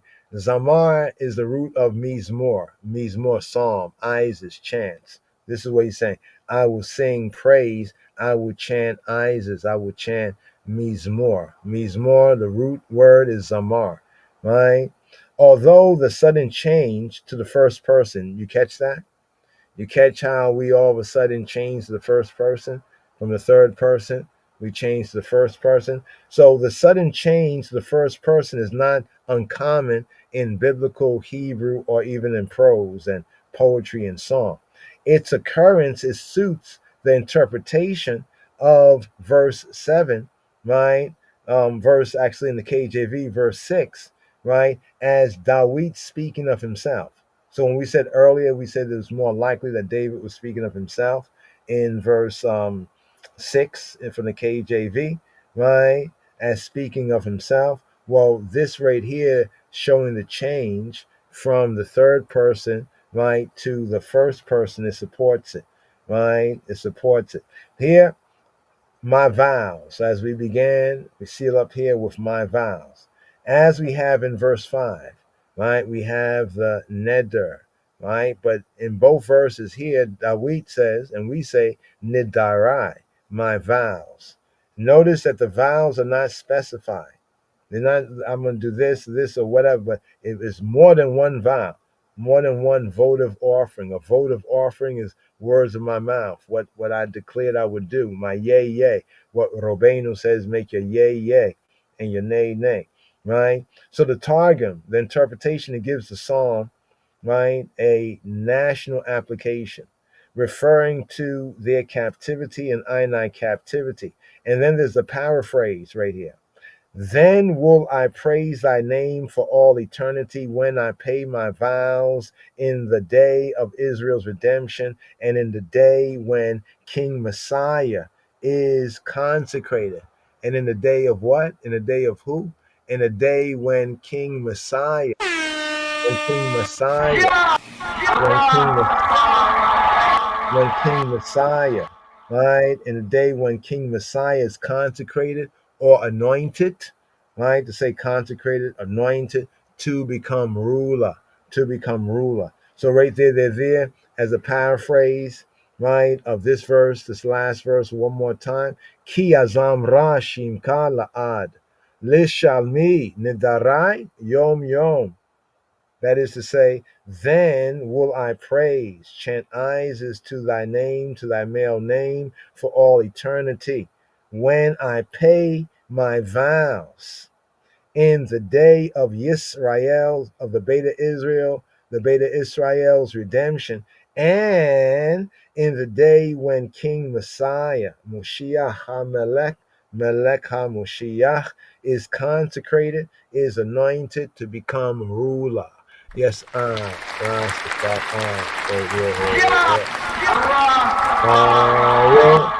So here for the seal, we'll go from the Hebrew, right? And then we'll seal it up with the English since we've gone over the Hebrew. You can hear one of the native speaker right here. Here we go, here we go, here we go, here we go. Where is that psalm right there? Did I bring it up on the board? Hold on for a moment right here. 61. 61, 61, 61. Give me one moment. Okay. Okay. Oh. I had just brought up the acapella one. The acapella. I didn't bring up the dubs. Hold on for one moment. Get up the dubs. Bring up the dubs. Bring up the dub. Bring up the dub. The dub. Let's see. Where are we? Where are we? Okay. Oh, wow. I actually didn't bring up the dubs. There we go. Boom. Here we go, right here. Shema Yisrael. Well,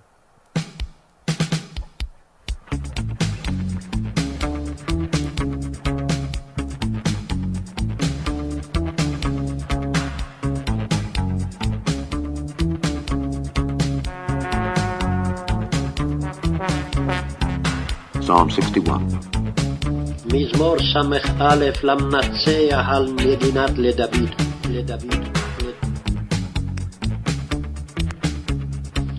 מזמור ס"א למנצח על נגינת לדוד.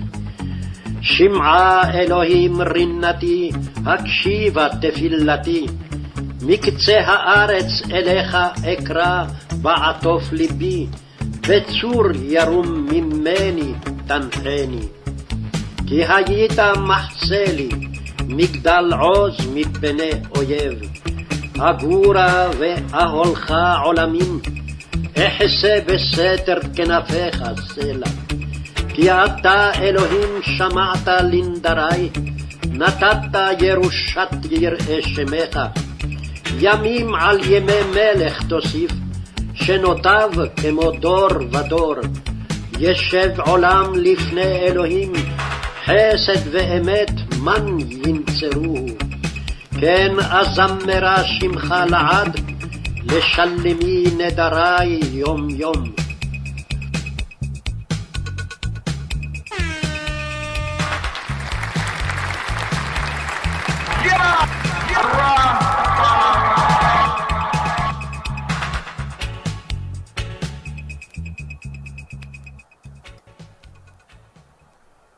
Lion of Judah Society.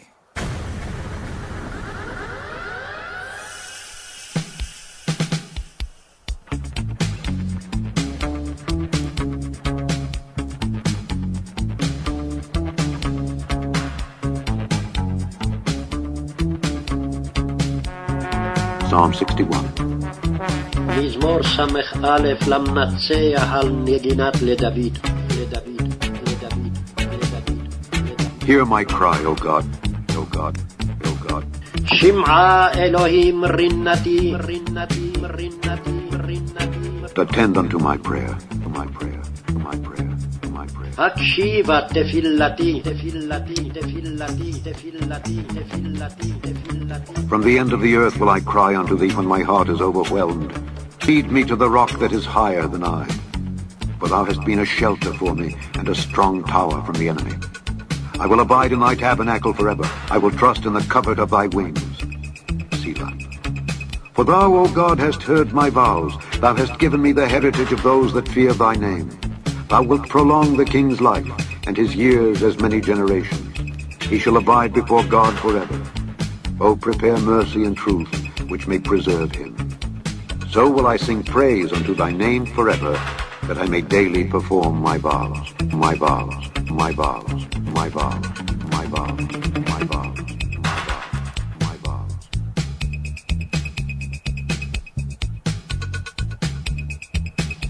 מזמור ס"א למנצח על נגינת לדוד. שמעה אלוהים רינתי, הקשיבה תפילתי.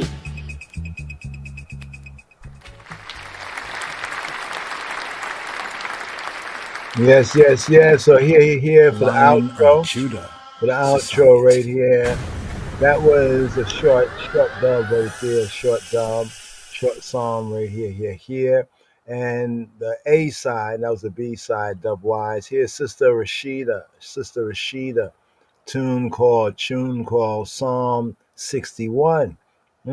Psalm 61. So here for the outro, right here from the Daily Psalm here, we have Psalm 61. Sister Rashida, Psalm 61. So Laila Tov, Boker Tov, Shavua Tov, Chavarim, yes I, Yeshua Shalom, yes I, the King of Kings Christ, we praise. Yesu Salam, Negusa Neges Salam.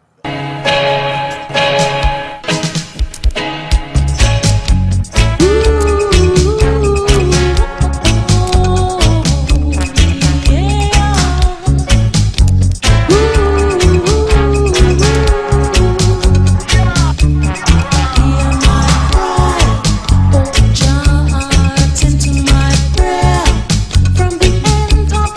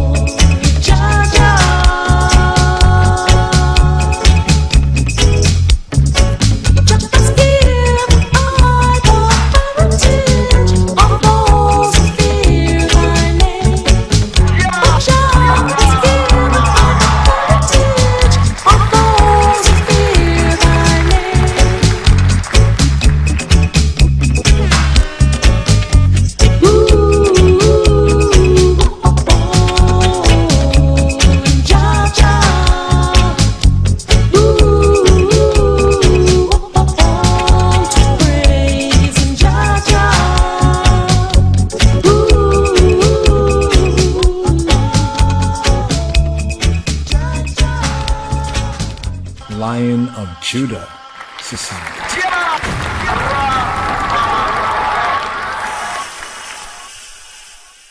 Shema Yisrael, Adonai Eloheinu, Adonai Echad, Adonai Echad, Adonai Echad, Adonai Echad. We can rely on the conquering lion, most high, the only one we can rely on.